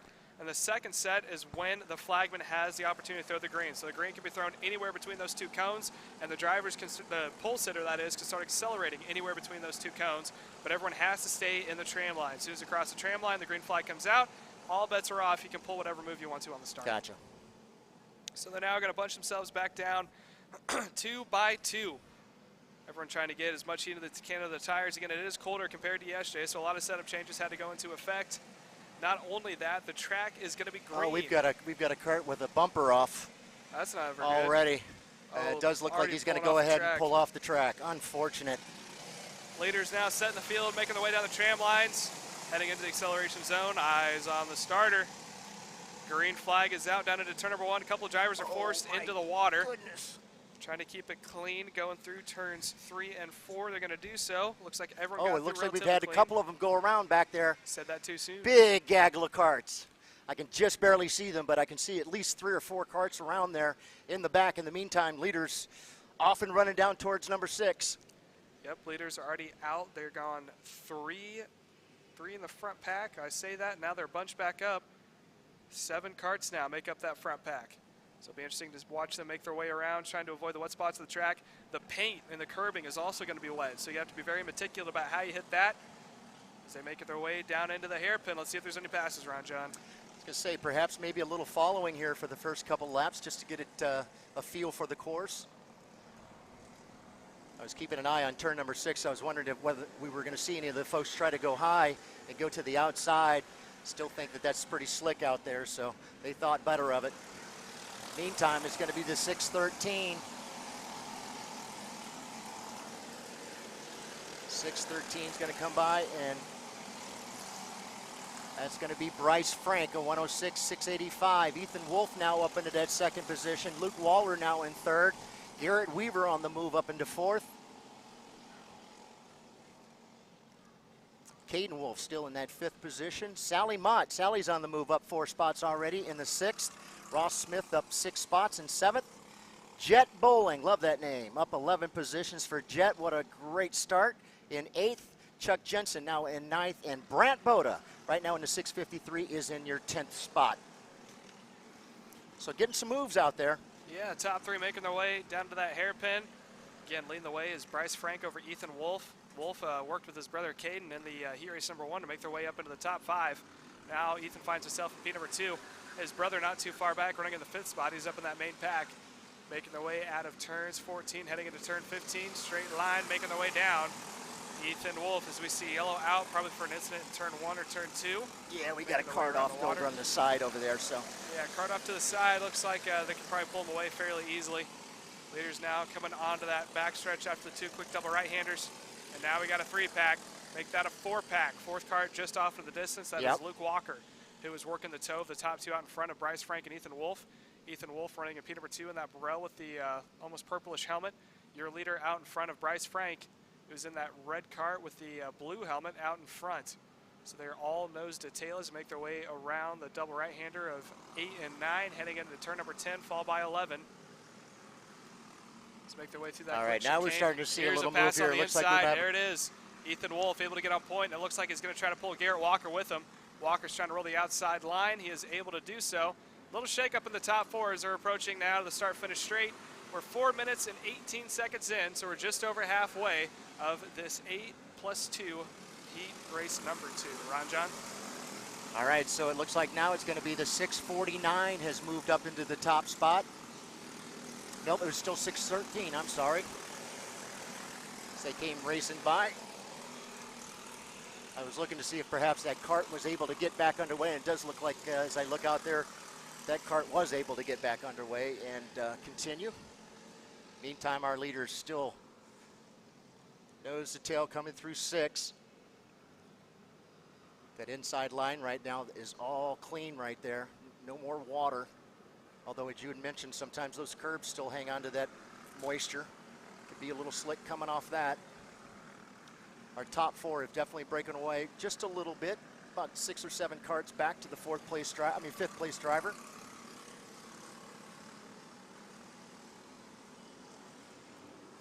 It's all about maintaining the momentum in these carts, because if you don't, they're just going to go right around you. So that's what I was wondering, if perhaps we were going to have kind of like what's going on right here. It seems like instead of racing, they're just kind of following right now, looking to see where maybe they've got their best chance to get around the driver up ahead of them. And as I say that, I believe we might have had somebody duck down to the inside there, and yes, we did. Now they're side by side, racing down towards turn number 6. It's going to be Ethan Wolf.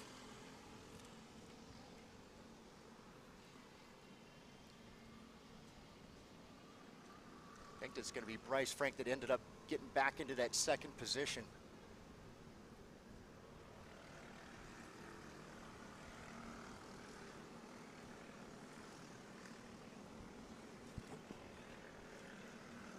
Again, coming through that 180 through the interior section of the course here. Does perhaps look like our group may be running into one of the gentlemen that had a little issue earlier on. He's going to go ahead and pull himself over out of the racing line. Got his hand up, letting everybody know.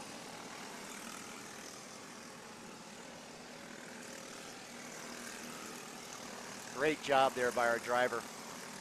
Phenomenal. Love it. He knew the leaders were coming, so he did the right thing. He got over and got out of the way and allowed them to continue racing.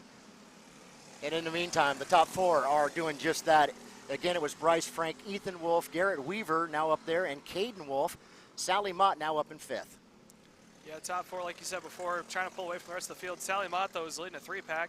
It's herself, Luke Walker, and Jed Bowling running in a 3-pack right behind. I think those 3 may slowly start to work together, see if they can't catch back up to the top 4, because side by side for the 3rd spot, new 3rd placeman, that is going to be Caden Wolf, able to get around Garrett Weaver. Weaver goes back to P4, although it looks like they tried for a crossover move yet again, didn't work out for him. So right now, Wolf is running a little bit closer to his brother in P #3. He has a cart right behind him as they make their way into turns 14, setting up for 15 now. Top 2 making their way around. As It's going to be Wolf out in front. 2 to go this time by Frank running P number 1. Garrett Weaver into P2, Ethan Wolf P3, Caden Wolf P4, Sally Mott number P5, and then she's got the 2 from behind of Luke Walker and Chuck Jenkins now making their way in. So we got a 3-pack that may potentially catch back up, but the top 2 have split into 2 different 2-packs.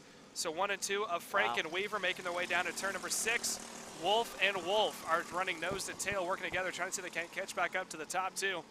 Next time by is going to be the white flag. As they make their way, they're going to burn about a half a lap right now. Coming through the double right-hander of turns numbers 8 and 9, coming into 10 right now. We get the big hairpin. This is a good passing opportunity. They bunch back up. Looks like the Wolf was able to get around Wolf. Caden able to get around Ethan as they make their way back up. They're going to go nose to tail. I don't think those two need to be racing right now. You can see Caden was pointing to his brother saying, hey, we got to go. I know I just passed you, but the top 2 are right there in our grasp. If we can just get a little bit closer. This time by is a white flag. One more time to go. Well, you can see one of the brothers with his head down already. He's trying to get up there to push his brother. Frank out in front over Wolf running in P number 2. Oh, okay, so that's Caden has actually dropped back down, so Garrett Weaver now has moved up in third. I don't think that timing's right. I think it's been changed a little bit too much. Okay, all right. I wasn't sure because, again, it shows Sally now up into 4th, but I still believe that's her back there in that 5th spot. Yeah, I would agree with that. As not really sure what happened there. Leaders continue to go back and forth. There's a crossover. Oh, look at this. A little bit of a body slam. Wow. I think that was Wolf on Frank. I believe that was Bryce Frank that ended up going into the grass there. In the meantime, the whole group is going by him. Is going to put him all the way back into the 7th position. Actually, I think that is Sally Mott who just made the pass for the lead. Coming out of that, that's our mistake. My bad. Maybe see her make her way up through the field. So that's trying to see if we can see a card number on that. Our scoring's been changing back and forth. That's where the confusion's coming from. Your leader now making the way around. I believe that is Sally Mott coming around the final corner down towards the start-finish line for heat number 2. That is the 6:01, if I'm not mistaken, of Sally Mott. Going to take the checker flag here this afternoon. Now the scoring update again. That was Ethan Wolf. Ethan Wolf able to take the win over Garrett Weaver in P number 2. Luke Walker in P3, Sally Mott in P number 4, and Caden Wolf rounding out the top 5. We're going to sit it down to commercial break. When we come back, hopefully I can figure out my phone with the scoring system. We're going to have more heat races still yet to come. So don't go anywhere and stay tuned in.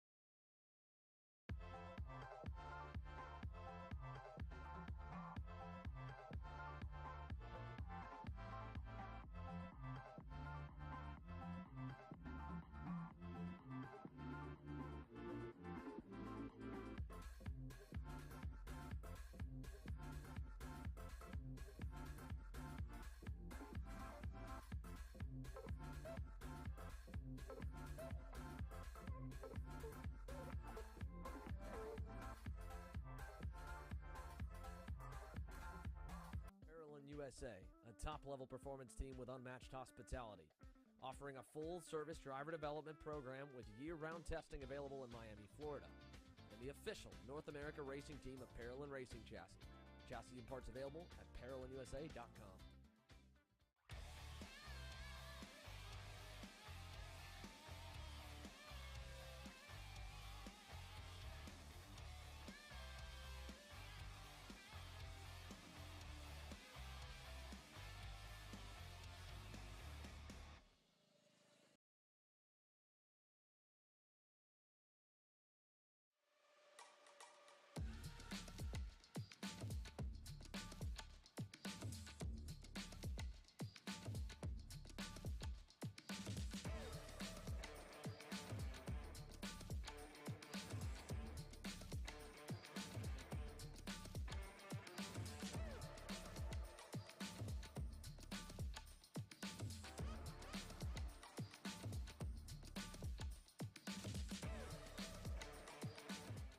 I'm David Serra, 18-time Australian karting champion, and we're launching Kart Class. Kart Class is an advanced digital training program that suits a driver who's just starting out in the sport, all the way to the driver looking to win a national championship. In this program, you're going to be learning about how to find the ideal racing line and what an apex is, braking and throttle markers, wet weather racing lines, and how to overtake other competitors. We target how to brake in the wet weather, and we look on the mental side of kart racing as well with our mental skills coach. At the completion of this program, you'll be lighting up purple sectors in qualifying, know when to defend on the opening laps, and how to pressure your opposition into mistakes. We teach you the tools to be resilient and how to get in the right frame of mind before a race. We look to complete the whole package by getting a strong mindset, a driving style to suit all conditions, strategizing your race, and getting the last 1% from your team. We'll teach you how to win the final lap of a race, driving the wet like Max Verstappen, and creating the perfect bubble for yourself to mentally be in the zone. To find out more, click the link below.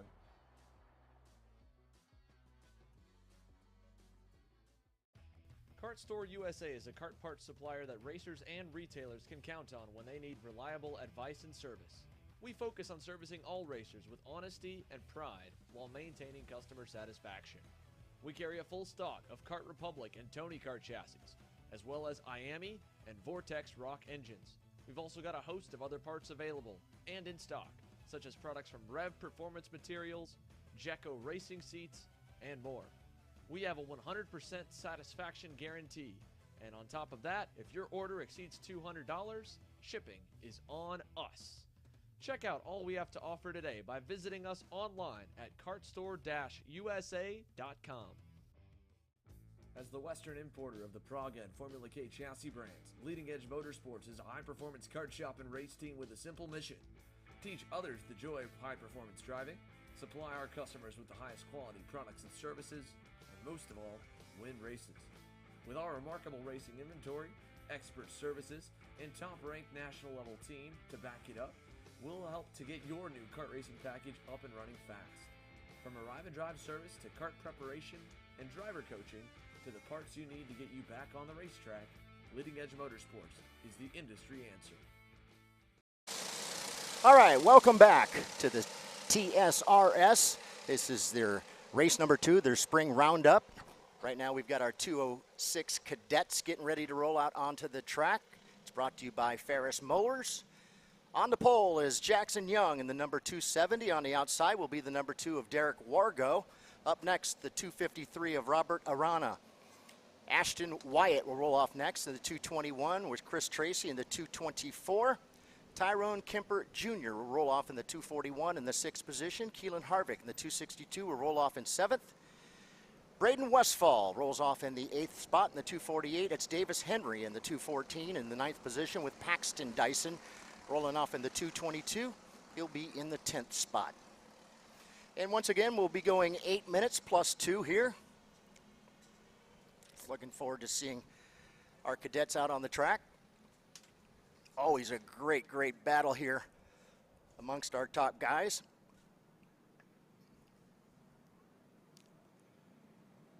All right, you can see they got their slicks on trying to warm those tires up as they head down towards turns number 14 and 15. As they come out of 15, they'll line up into the tram lines, head down towards the start-finish line. You'll notice there's a couple of cones out there. In between those two cones, That green flag can drop at any time. Here we go. On the pole, Jackson Young. Outside pole, Derek Wargo. Green flag. Watching a few of those folks go down through that big puddle there in turn number 1. Everybody looks like they were able to get through there with no problem as they head out onto the back stretch.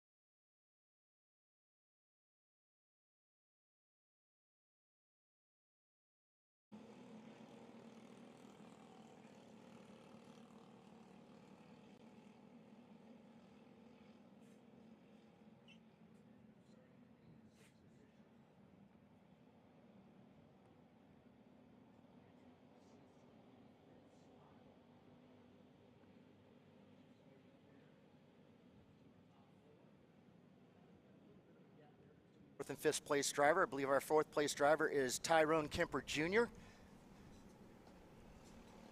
Good run so far for Tyrone. Derek Wargo there out in front. Last time by, he went purple. Fastest lap out on the track, a 106.222 with a 106.387 by the second place driver.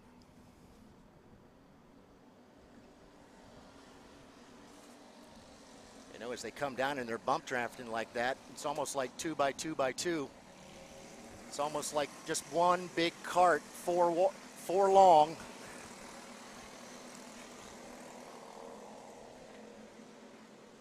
All right, once again, when they get out to my left, I'm looking out towards the east to my left. As they get out a little bit further, it's hard to see them until they come back around, although our camera once again is frozen on us, but that's okay. We've got them coming down the back stretch there, heading down into turn number 6. Still got that little bit of a gap between our fourth place and fifth place driver, and as I say that, I think that gap is now starting to come down just a little bit more. That's Keelan Harvick trying to make his way up there to those top 4. Still our top 4, Wargo, Young, Wyatt, and Kemper Jr. After that, Keelan Harvick last time went purple, a 103.266. Robert Arana right behind Keelan, and also Davis Henry right there as well. All right, once again, here comes our leaders. Boy, oh boy.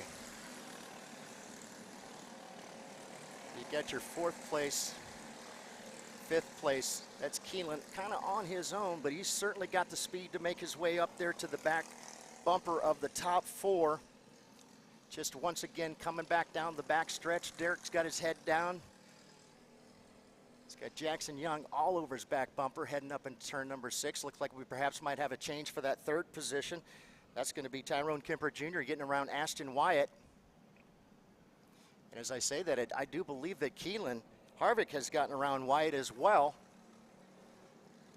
That's going to drop Ashton back a little ways. Now back into the 5th position. Keelan Harvick now up onto the back bumper of the third place driver.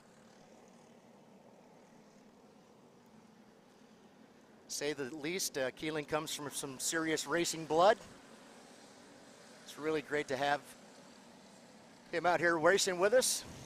But boy, look at that battle going on there in the top. Derek Wargo, Jackson Young, Tyrone Kemper Jr., and again, Keelan goes purple, 102.077 to a 102.342. He's 3/10 faster than the leader that time. Perhaps we may be seeing another shot at a pass here as he heads down into turn number 6. Looks like perhaps he's going down to the inside. He's going to be able to hang on. Yes, he is. Now Keelan up into that 3rd position. I believe he had just gotten around Tyrone. Yes, it was. That's going to leave Tyrone back into the 4th position now. And as I say that, once again, Keelan making his way towards the front. Just got around the 2nd place driver, Jackson Young. Now he's going to concentrate on that 1st place driver, Derek Wargo. Of course, they had a little coming together there in the last turn, last race. And here they are, nose to tail once again. These two have been going at it all weekend long.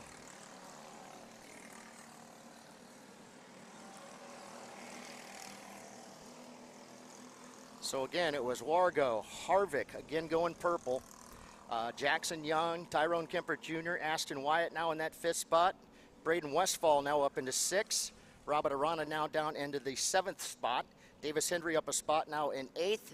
Thomas Smith now up a couple of positions in 9th. And Paxton Dyson is rounding out your top 10. Eva Blim right now in the 11th spot. Wanted to make sure we mentioned Eva. We haven't mentioned her. Get her name out there. Boy, look at this battle going on. We're having a change for the lead right there. That's going to be Harvick getting around Wargo.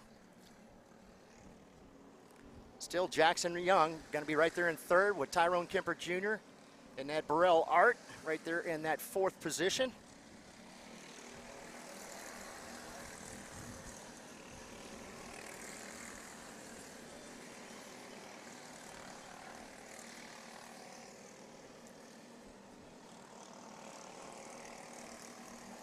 So Keelan Harvick now up 6 positions into the lead. Still got Young, Wargo, Young, and Kemper Jr. right there as well. Thought perhaps Tyrone was going to look to the inside there of Jackson. Thought better of it. Got back in line.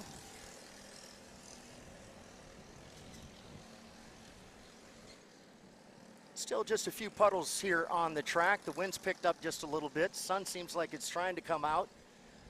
Get things all cleared up and cleaned up. And really the rain and such didn't really have any effect on the drivers. They don't mind getting out there in the rain and running around on a wet track. The art of racing in the rain, it certainly is. For some, they just love it. For others, not so much.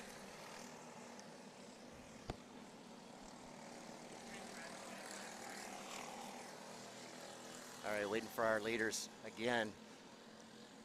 Our top 4 nose to tail.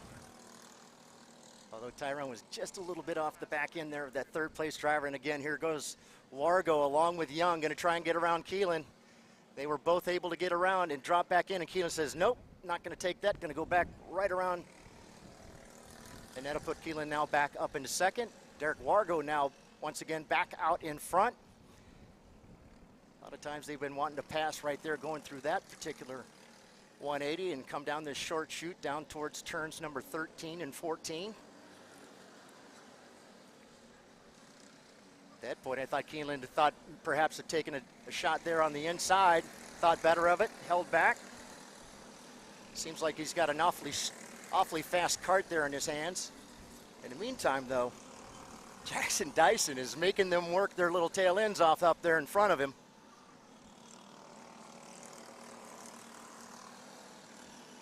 All right, look at them. Side by side, 3 wide, heading down into 6. Harvick to the inside. Wargo in the middle. Going to go back to 2nd. Young's going to end up slotting into that 3rd position, leaving Tyrone Kemper Jr. still in that 4th spot. And I say that, it looks like Tyrone's going to jump to the inside. He's going to be able to hang on. Nope. Once again, Jackson able to just kind of slip right back in there.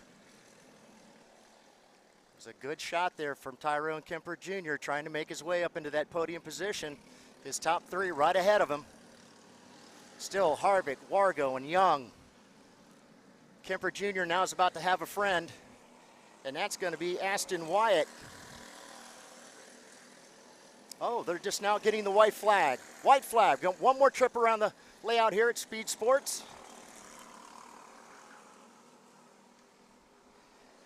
These are our 206 cadets brought to you by Ferris Mowers. In their last lap, white lap. Keelan out about 2 kart lengths as they head down. Wargo's got his head down, heading towards the braking section, heading into turn number 6. Still no change there, but look at this. We're going to have a change for the 4th position. And that means that's going to be Aston Wyatt getting around Kemper Jr. He thinks better of him, says, nope, coming back around you, got back around, now he's in 4th. But in the meantime, that's allowing the top 3 to kind of Just make a little bit of a gap there over that third and fourth place driver. Excuse me, the fourth and fifth place drivers. Your top three, though, here they come. Still Harvick in front. Will he protect this time as he heads down to the inside? Yep, he will protect. Will Wyatt Wargo be able to come back around him? Don't think so. Just not quite. So Keelan Harvick, up 6 positions, ends up taking the win. Jackson Young ends up getting around Derek there at the line. And Derek Wargo will end up at the 3rd spot. Aston Wyatt in 4th. Tyrone Kemper Jr. ends up at 5th. Robert Arana in the 6th position. Brandon Westfall in the 7th. Davis Henry in the 8th position. Thomas Smith in the 209 ends up in 9th. And then Paxton Dyson rounds out your top 10. So again, thanks to our friends at Ferris Mowers for our 206 cadets. And with that, we're going to send it to a commercial break. When we come out, we have 206 juniors still to come when we come back. Stay tuned.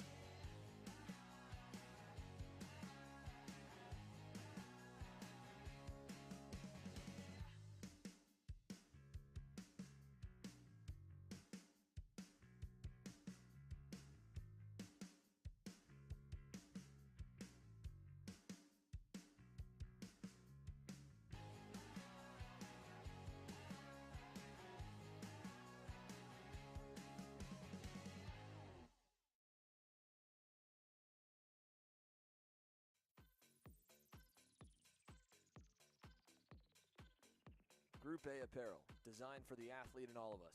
Check out more online at groupAapparel.com. Parolin USA, a top-level performance team with unmatched hospitality, offering a full-service driver development program with year-round testing available in Miami, Florida, and the official North America racing team of Parolin Racing Chassis. Chassis and parts available at ParolinUSA.com. If you're looking for top-grade equipment, look no further than Rev Performance Materials, engine mounts, sprockets, and arcade chains. Available online now at RevPerformanceMaterials.com and through a dealer near you. The highest quality material, built to the highest quality standards. Rev Performance Materials.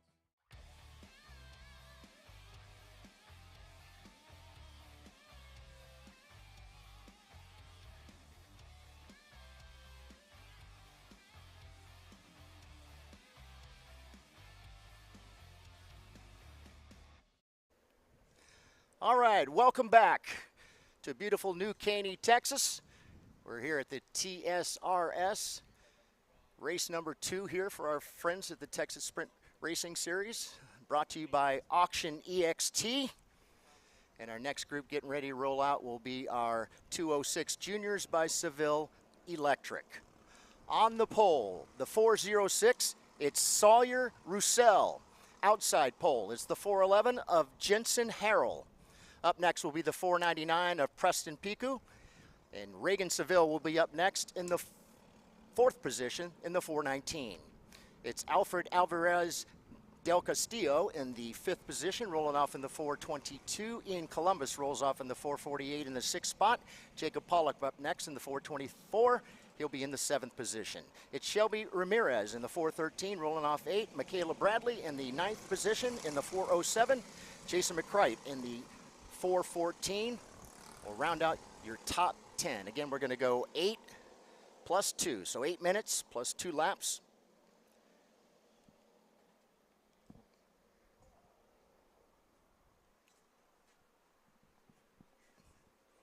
Oh wow, had a cart go around there. See some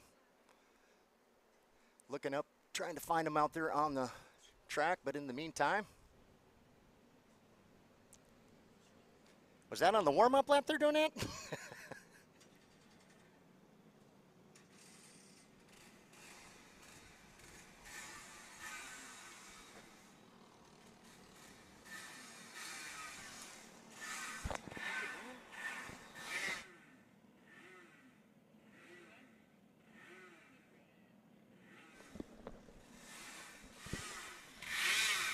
Boy, look at that lead already for our driver out there in front. I believe that's going to be Roussel. Got quite a big jump there on, of course, there was a lot of stuff going over there in turns number 1 and 2 and 3. Kind of hard to see from our particular angle, but nonetheless, it's going to be Roussel. Ian Columbus now up 4 positions into second. Alfred Alvarez del Castillo in the 3rd spot. Michaela Bradley up 5 positions into 4th. Reagan Seville back a spot right now in the 5th position.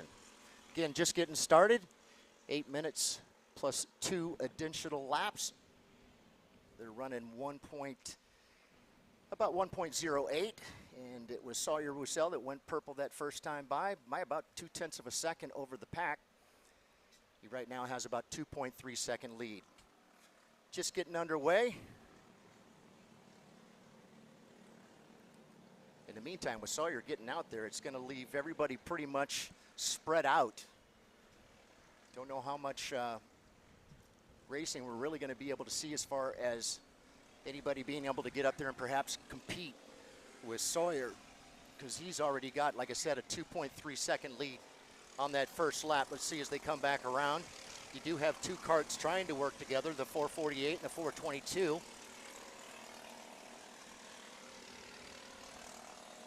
I might have picked up about a 10th. Actually, it was Alfred Alvarez del Castillo that went purple, a 105.736. Purple lap for Alfred.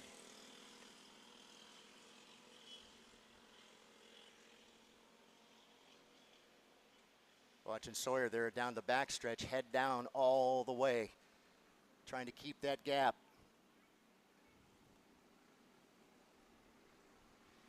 Again, 2 karts working together.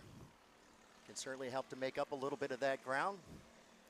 But he got such a great jump with all of the commotion going on back behind him, has allowed Sawyer to get out there a pretty good ways. Although, like I said, the second place driver did pick up a couple of tenths that last time by. If the 2 continue to work like they're doing, I believe they might have enough time to get up there and battle for that lead. Yeah, the one thing about 206 class you can always look forward to is the 2 karts working together. Since, like we said before, when they cut the air for the kart in front, right, the second guy gets a little bit more momentum, he can help push him. And we're seeing that now. 2nd and 3rd placement of both Columbus and Alfred working nose to tail to try to see if they can't reel back in the leader. That is Sawyer Roussel. Last time by was a 1.379 second deficit. Curious to see next time by what it's going to be. There's a pass. That is going to be Alfred able to get around Ethan Columbus. Moves up 1 more position, but that was done in the right part of the track where I don't think they lost a whole lot of time. So they can get back going nose to tail down these long straights, use that momentum to your advantage. We may see that deficit drop from a 1.3 down a little bit lower after that. So they did pick up quite a bit of ground there on him the last time by. It does look like we've had a kart come off the track right here in front of us. Kart 414, unable to continue.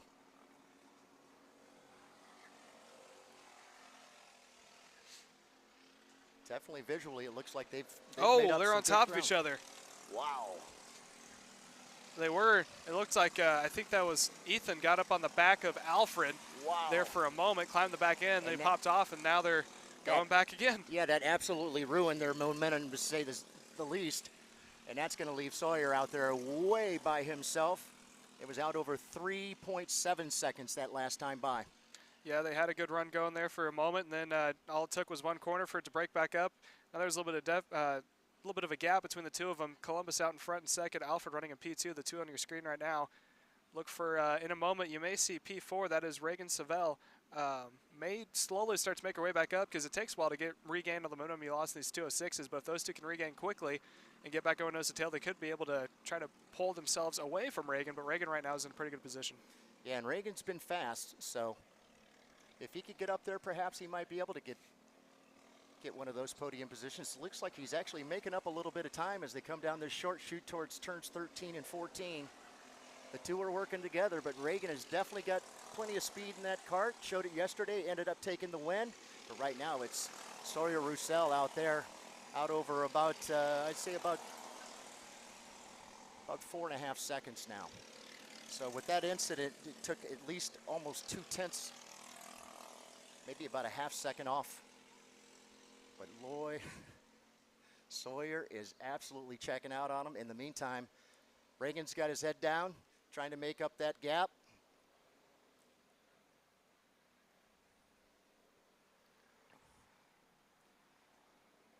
Perhaps he could just get those two up front to continue to battle. He's definitely making up that ground.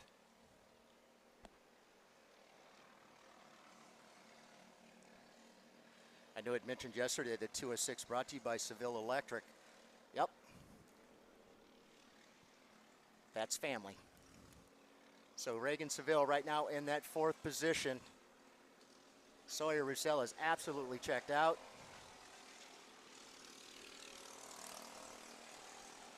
All right, looking at our well, looks like we're just about 6.5 minutes into the session here. Still a couple more minutes to go. And then, of course, those 2 laps. And it looks to me like Reagan Seville is the fastest kart out on the course, and that is the truth. A 104.528 to a 105.257 for your leader. So she certainly has lots of speed out there, but with those 2 working together, although they did break quite a bit of air there as she went into turn number 6. Look at that 5 or 6 kart length gap there is now down to about 1. Yeah, definitely played her cards right. She was waiting for the 2 out in front to make some mistakes, and then now she's slowly starting to get back up into them. She's now within drafting distance, Reagan is, to catch back up as the 2 continue to push back and forth. That is both Ethan Columbus and Alfred continue to go nose to tail. Now here comes Reagan up on the back bumper as they probably about down by half a kart length, making their way into the quick little left-hander. 2 laps to go. This time by is presented to our leaders, make the way around. Sawyer Roussel has had a very straightforward and clean race from the start, able to pull away, but now we're going to watch a 3-kart battle for the 2nd spot. That is Columbus. Reagan just got around Alfred. Reagan did, up into P number 3 now, onto the podium, but they're still nose to tail. And we still have just a couple of more laps to go here. A good run so far for Reagan Seville. Of course, Sawyer's gone ahead and checked out on him. Last time by was just about 4 seconds. And as I say that, I do believe we're going to have a change once again. Now, Reagan has moved up into that 2nd position. What a tremendous run there for Reagan Seville.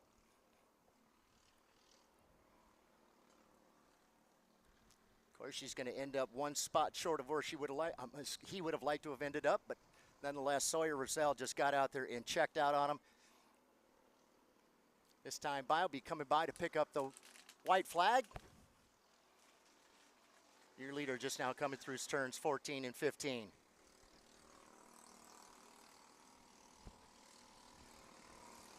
Wow, Reagan, tremendous run there. All the way back up into the 2nd position, dropping Ian Columbus and Alfred Alvarez del Castillo back into that 4th position. Meanwhile, all on his own in 5th is Preston Piku, the 499. Actually, look at the gap there. The 2nd place driver's already made over the 3rd and 4th. So that's going to be the battle for the last position on the podium. It's going to be those 2 drivers have been going at it throughout the race. And as I say that, it looked like somebody was going to look to the inside. Just not quite enough there.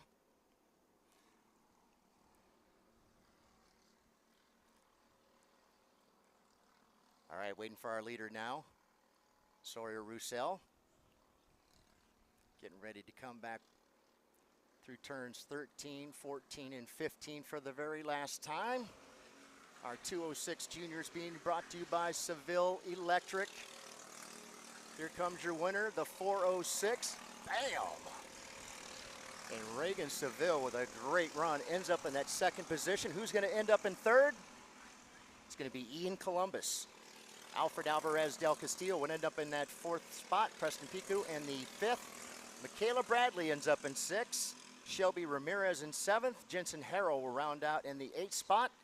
Joseph Ignite in the 9th position. All right, congratulations to Sawyer Roussel, the 406. Flag to flag victory there for Sawyer. Yep, there's the unofficial results you can see at the top of the screen. We are going to go to another commercial break. We're winding down until we get going with our features. Just a handful more to go before we go to our lunch break, so stay tuned. When we come back, more heat races still yet to come.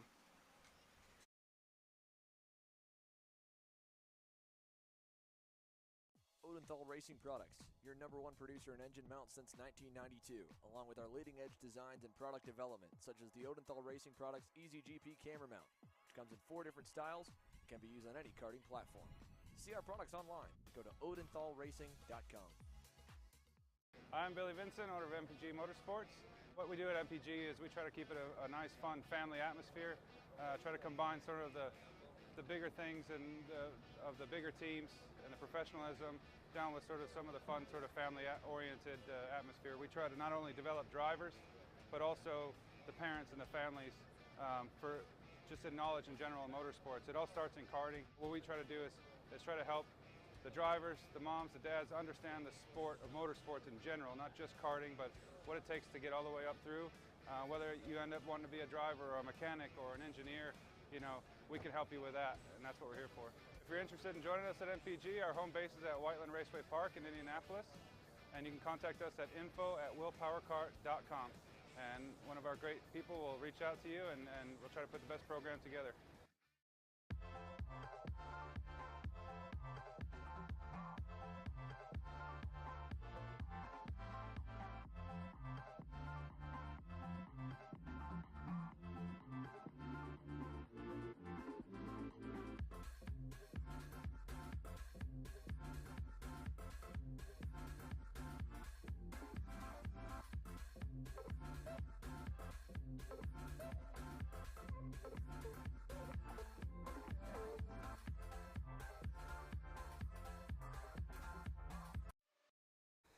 All right, welcome back. Welcome back to TSR Race. This is race number 2 of their spring roundup. We're here at SpeedSportz Park in Houston, Texas, actually just outside of Houston, a little town called New Caney. The Alan Rudolph SpeedSportz complex here. Absolutely beautiful facility. Getting ready to take off here. Your pole sitter, the 906 of Alan Stanfield, Ethan Art on the outside in the 949 as they get ready to head down the tram lines towards hopefully a nice green start here. Everybody looking good. Green flag is out, and we are racing.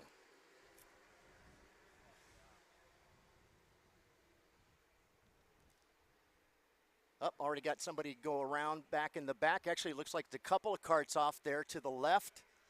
Not sure if they're going to be able to get it back underway. I see them trying to push their carts back towards the track and hopefully get back underway. In the meantime, the leaders are coming now through turns number 6 and 7.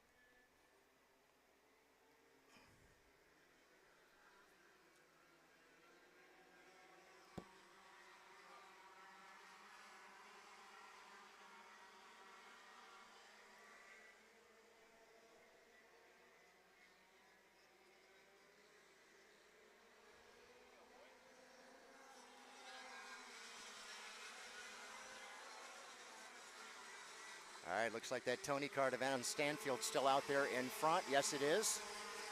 Still going to be Stanfield. JD Lamping. JD up a couple of spots into second, a 59.964 to a 1.001 for Alex Stanfield. So just a little bit faster there, only 2/10 behind him. Ethan Art now in that 3rd position. Vinny Mescalis in the 4th. Drew Chappelle right now in 5th. Cameron Steller down a spot now in the 6th position. Aiden Cruz in 7th. Brooke Berry now on the move. Brooke in 8th. Jarrett Fuller in the 9th position. And it's Keon Summers rounding out your top 10. Again, just one lap in the bank. Working 8 minutes. That's why we call them the Texas Sprint Racing Series. These guys do sprint races. Fast, not a tremendous amount of laps, but really fast. So you've got to get out there and do your thing as quickly as you can. And as I say that, side by side down to past the start finish. Once again, just through a little bit of the water there on these slicks. Just gives them a little bit of a slide, but able to maintain control through there. Still, Stanfield, Lamping, Arndt, your top 3. But look at that. That's a lead pack of 3, 6, 7, 8, 9 carts right now. Nose to tail going through 7 and 8. Still some passing going on a little bit back there. Boy, and as I say that, it looks like one of the carts just did not get that momentum coming off of turn number 8. Going to drop them back a couple of positions. Meantime, it looks like we're going to have a pass for that 2nd spot. I believe that may be Ethan Arndt that has gotten up there, and that Burrell.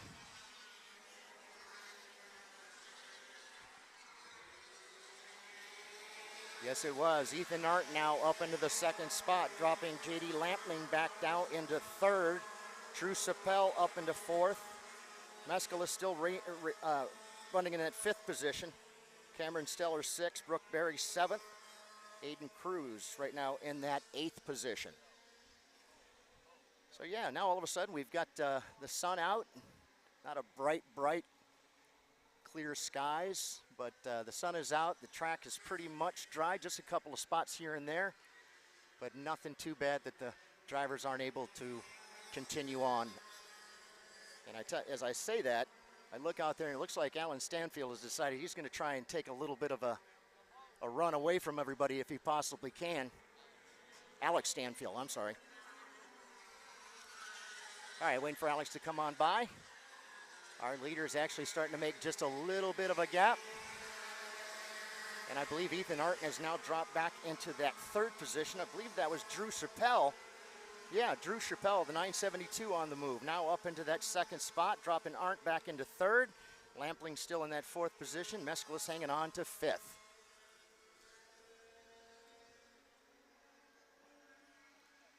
A lot of the karts just now coming up with their best lap time so far. Look down the scoring and timing. Notice those green numbers there. Those are the folks who just posted their fastest time so far. And if it's purple, that means they were the fastest kart out on the track during that particular lap. Waiting for our leader to come on around. Boy, that Tony kart is really moving out there with Alex Stanfield right there.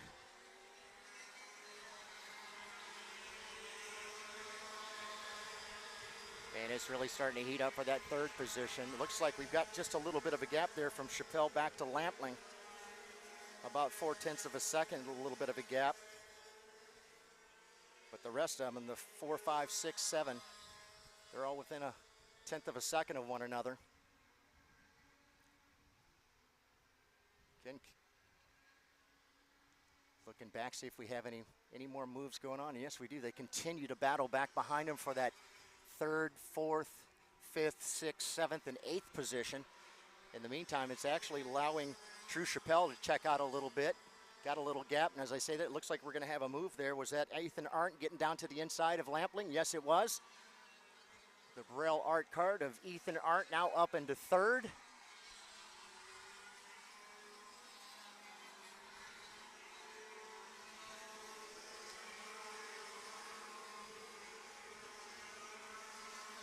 All right, we're already about 5.5 minutes into this session.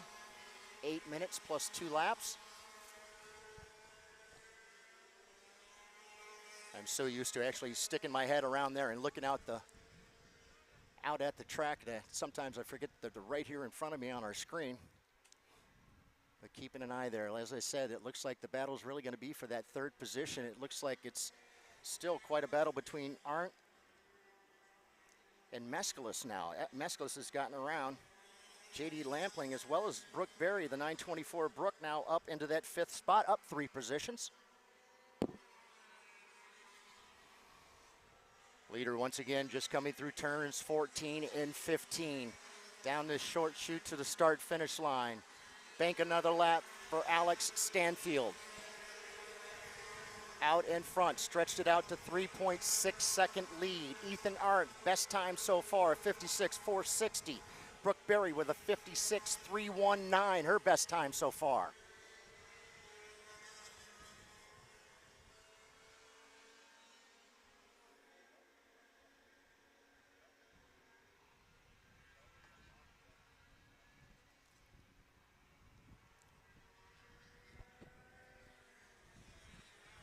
Alex Stanfield right now out there on a beautiful Sunday drive as he has gone ahead and checked out. The last time I had said it was 3.6. We'll see what it is this time by. Perhaps it's just a little bit more because the guys back behind our leader had been battling one another. When you're passing and such, it starts to slow you down, and that allows guys to check out on you. In the meantime, I look up. We've got 2 to go. 2 more laps. Stanfield, Chappelle, Ethan Arndt once again in that third spot. Mescalis fourth. Barry hangs on to fifth. Adrian Cruz now up into sixth, a 56.166 for Adrian. His best time so far in the 9:16. Cameron Steller in that seventh spot. J.D. Lampling all the way back now into the eighth position. Keon Summers in ninth. And I believe our 10th place is going to go to Ty Fuller right now. So again, our KA seniors brought to you by Exertech. First group out there right now. Alex Stanfield leading the way.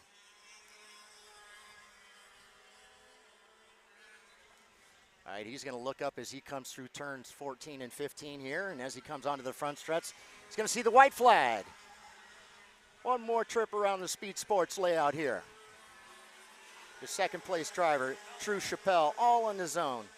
About 4.9 seconds back behind. But Vinny Mescalis has now gotten around into that third position. A good run so far for Vinny. The 9:48.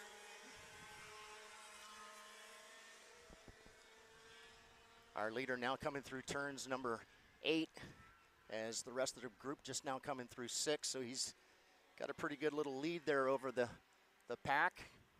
The battle's going to be for that third position. Second's pretty much all on his own, but it's that battle for third. Mescalis, Arndt, Brooke Berry, Adrian Cruz, Cameron Steller. So they say that a little bumping and banging going on there coming out of that particular turn. Down onto the short chute, turns 14 and 15 up ahead. Checkered flag is out. Congratulations, Alex Stanfield. Boy, look at that big battle of karts as they go back by the start finish once again. It looks like perhaps this race as well. Gonna have to go back and check things out. See the checkered and the black flag at the start finish. All right, Auction ETX, our corporate sponsor here for our TSRS folks. We greatly appreciate them and all of our sponsors. As a matter of fact, again, we give a big shout out to our KA senior sponsor, Exertech. Thanks so much.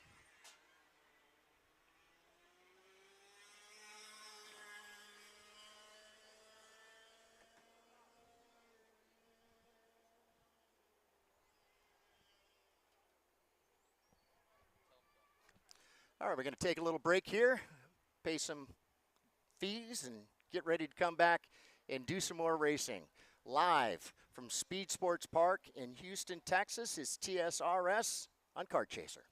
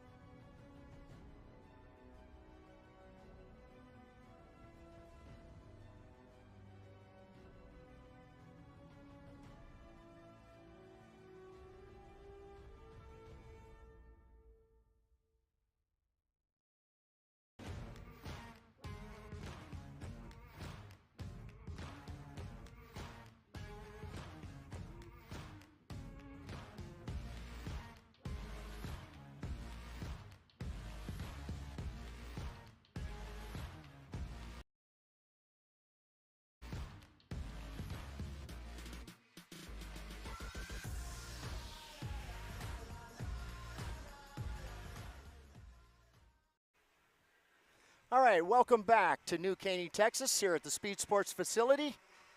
It's TSRS racing going on, the Texas Sprint Racing Series. This is round number 2 here at SpeedSportz Park in Houston, really actually just to the north and east of Houston in New Caney, Texas. A beautiful facility that Alan Rudolph has built here. He's got his racing academy here at this facility as well. Got a really nice arrive and drive facility. If you want to come drive some karts and have some fun, he's got a really nice facility here as well to do that. But it's all about the TSRS drivers. The Sprint Race Series is here. Aiden Rudolph on the pole. Outside poles, the 902 of Cole Kleck. Here we go.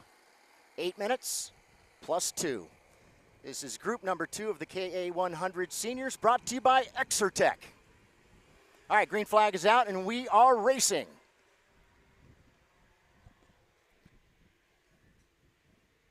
Boy, big gaggle of carts going through there. It looks like everybody's pretty much gotten through there fairly cleanly.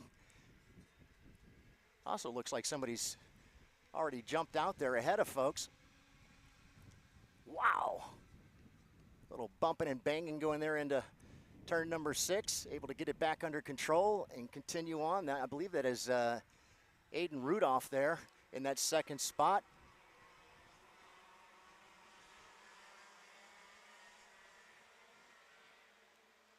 All right, still some battling going on as they come through there, but what's going to end up happening is it's going to allow our leader to continue to pull out just a little bit more of a gap, although the second and third place drivers have now gone ahead and gotten into the nose to tail line. I see Braxton Treek down there pounding away as well, trying to make his way up the list. All right, so it was Cole Kleck, the 902, that was the kart that had gotten out in front of folks. It was a 58.779 to the 59.992 of Aiden Rudolph, now in that second spot. Noah Baker in third, Josiah Tracy fourth, and Tyler Stevens right now your top 5. But Cole Kleck got out there and got out in front. Cole, I believe, took the victory yesterday as well. Of course, I do have an old mind. All right, here they come once again down this, I call it the little short chute. It's about a couple of 100 yards down here towards turn number 13 and 14. Then this long right-hander here, it'll sway all the way around, straighten it up, and head down the front stretch once again. Past the start-finish. Kleck, Rudolph. Oh, we've had a couple of karts come together here in turn number 14 and not able to continue. Somebody pounding on their kart. Unfortunately, unable to continue. It was Aiden Rudolph, the second place driver, went purple, 56.236 to a 56.286 by the leader. Still Baker in third, Tracy in the fourth position, Robertson now hanging on into that fifth. It's Xander Rogers in sixth, Jake Faulkner out on the move, up 3 positions. Now for Jake in that 7th spot, Adam Rylance in 8th. It's Logan McDonough. Logan now up a few spots, put Logan in that 9th position. And then it's Tyler Stevens rounding out your top 10. All right, just about 3 minutes now into the session. It's 8 minutes plus 2. And Cole Kleck starting to gap him just a little bit. It was almost 0.7 of a second that last time by.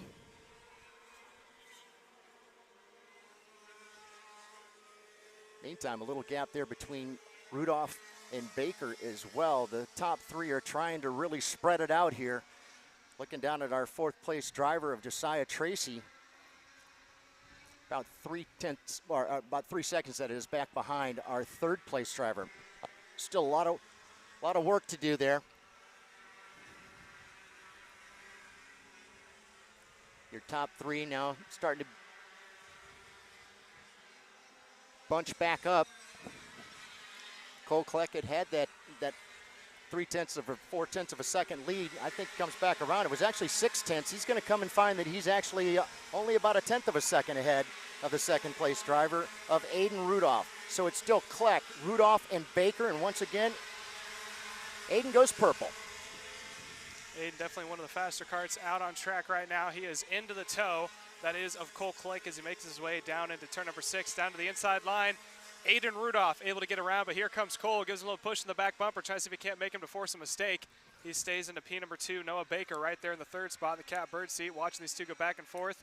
Here's a good battle. I believe this is for the 5th position, as between Brady Robertson, Jake Faulkner, Logan McDonald, and Adam Rylance running in P's number 5, 6, 7, and 8. They're having an intense 4-kart battle for that P number 5 spot. Leaders now are making their way down into this quick little hairpin. Looks like it might have been Noah Baker getting around into the 2nd spot. Nope. He ended up going back around him. That was Cole Kleck got back around Noah coming into that out of turn number 15. Our top 3 still going. In the meantime, we've had a couple of karts go off here in the middle section of the track. Looks like perhaps one of them is going to be able to get back underway. I'm not really sure who that particular driver is right there. But unfortunately unable to continue. Looking up at our leaders, no changes there still, although Aiden is in front instead of Cole. Cole remains in that second spot with Noah Baker still in third. Again, I did not see what had happened right there, but we did have a cart go off and now out of the race. Aiden Rudolph getting a little sideways there on the exit of the hairpin, coming into the inside parts of the track. Cole Click and use that to his advantage as he continues to reel him in. But Noah Baker running in P number 3, slowly trying to work that toe for getting to the second spot, this time across the line. There's 5 minutes and 38 seconds completed, so we still have probably about 2 minutes and 20-some seconds to go until we get 2 to go. So Rudolph, still the fastest cart out on track, leads the way. About 3/10 over Cole Click running in P number 2, making the way on the backstretch. It looks like Cole Click, he can't be too focused on trying to put the pressure on Rudolph, because right now Noah Baker is trying to put the pressure onto Click and hope they can make a move going into turn 6. He hasn't done it yet. Winding down the laps, I think Aiden Rudolph may be in a pretty good position right now. No doubt, looking back throughout the pack, you know, guys still making passes and still banging and all that fun stuff as I look out there on the tracks. Still a lot of racers trying to make some moves out there. Logan McDonough up a couple of spots now in 7th. Xander Rogers in that 8th spot. Tyler Stevens hanging on to 9th. Connor Casey now up 8 positions into 10th. But it's still Aiden Rudolph, Cole Kleck, Noah Baker, your top 3. Here, once again, they come back by the start-finish line. Aiden actually out about 0.4 of a second over the second-place driver of Cole Kleck. Josiah's kind of gotten caught out there in that no man's land again. Out there on his own, nobody to help him.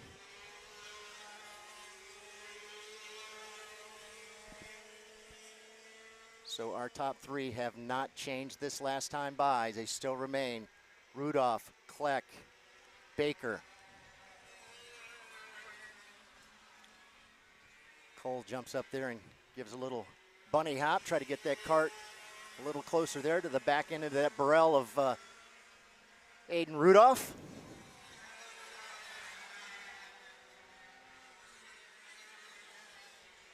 Second generation driver there, Aiden, son of Alan here.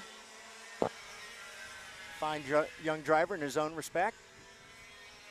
Doing a great job out there right now as he is hanging out in the front and keeping Cole Kleck and Noah Baker back behind him. As again, they come racing down that backstretch. Making the way down, equal spacing, still out in front is Aiden Rudolph, P number 2, Cole Kleck. He would not fall into the grasp of Noah Baker as they make their way in through the hairpins. Again, this is going to determine the starting lineup for tonight's event. As we look now, here's the battle for the 6th spot. Nose to tail, that is 6, 7, and 8. Adam Lancy, Xander Rogers, Tyler Stevens, and Logan McDonald all trying to battle it out for that 6th position, as we can see on the screen, making their way into that hairpin yet again. No one is going to have any passes. Well, maybe one for 6th here. Can't get his nose in, stays to the back bumper.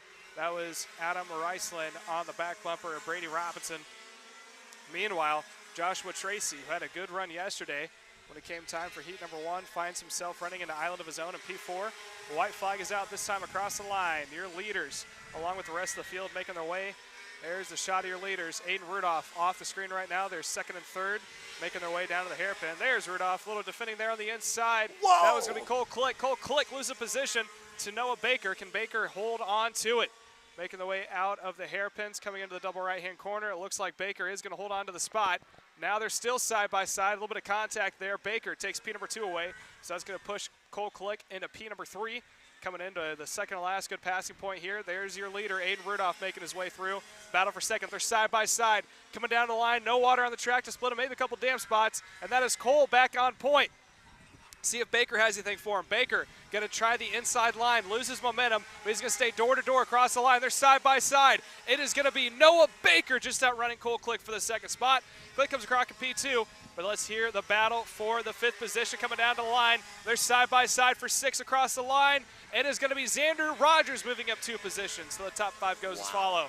Aiden Rudolph, Noah Baker, Cole Click, Joshua Tracy, Braden Robinson, Xander Rogers, Tyler Stevens, Adam Rice, Logan McDonald, and Connor Casey rounds out your top 10. This is also a reminder, we're about to go on our lunch break. If you guys want to watch the feature races this afternoon, you can get the premium membership on YouTube, available on iPad and Android. Computer and Android, you can get that through YouTube.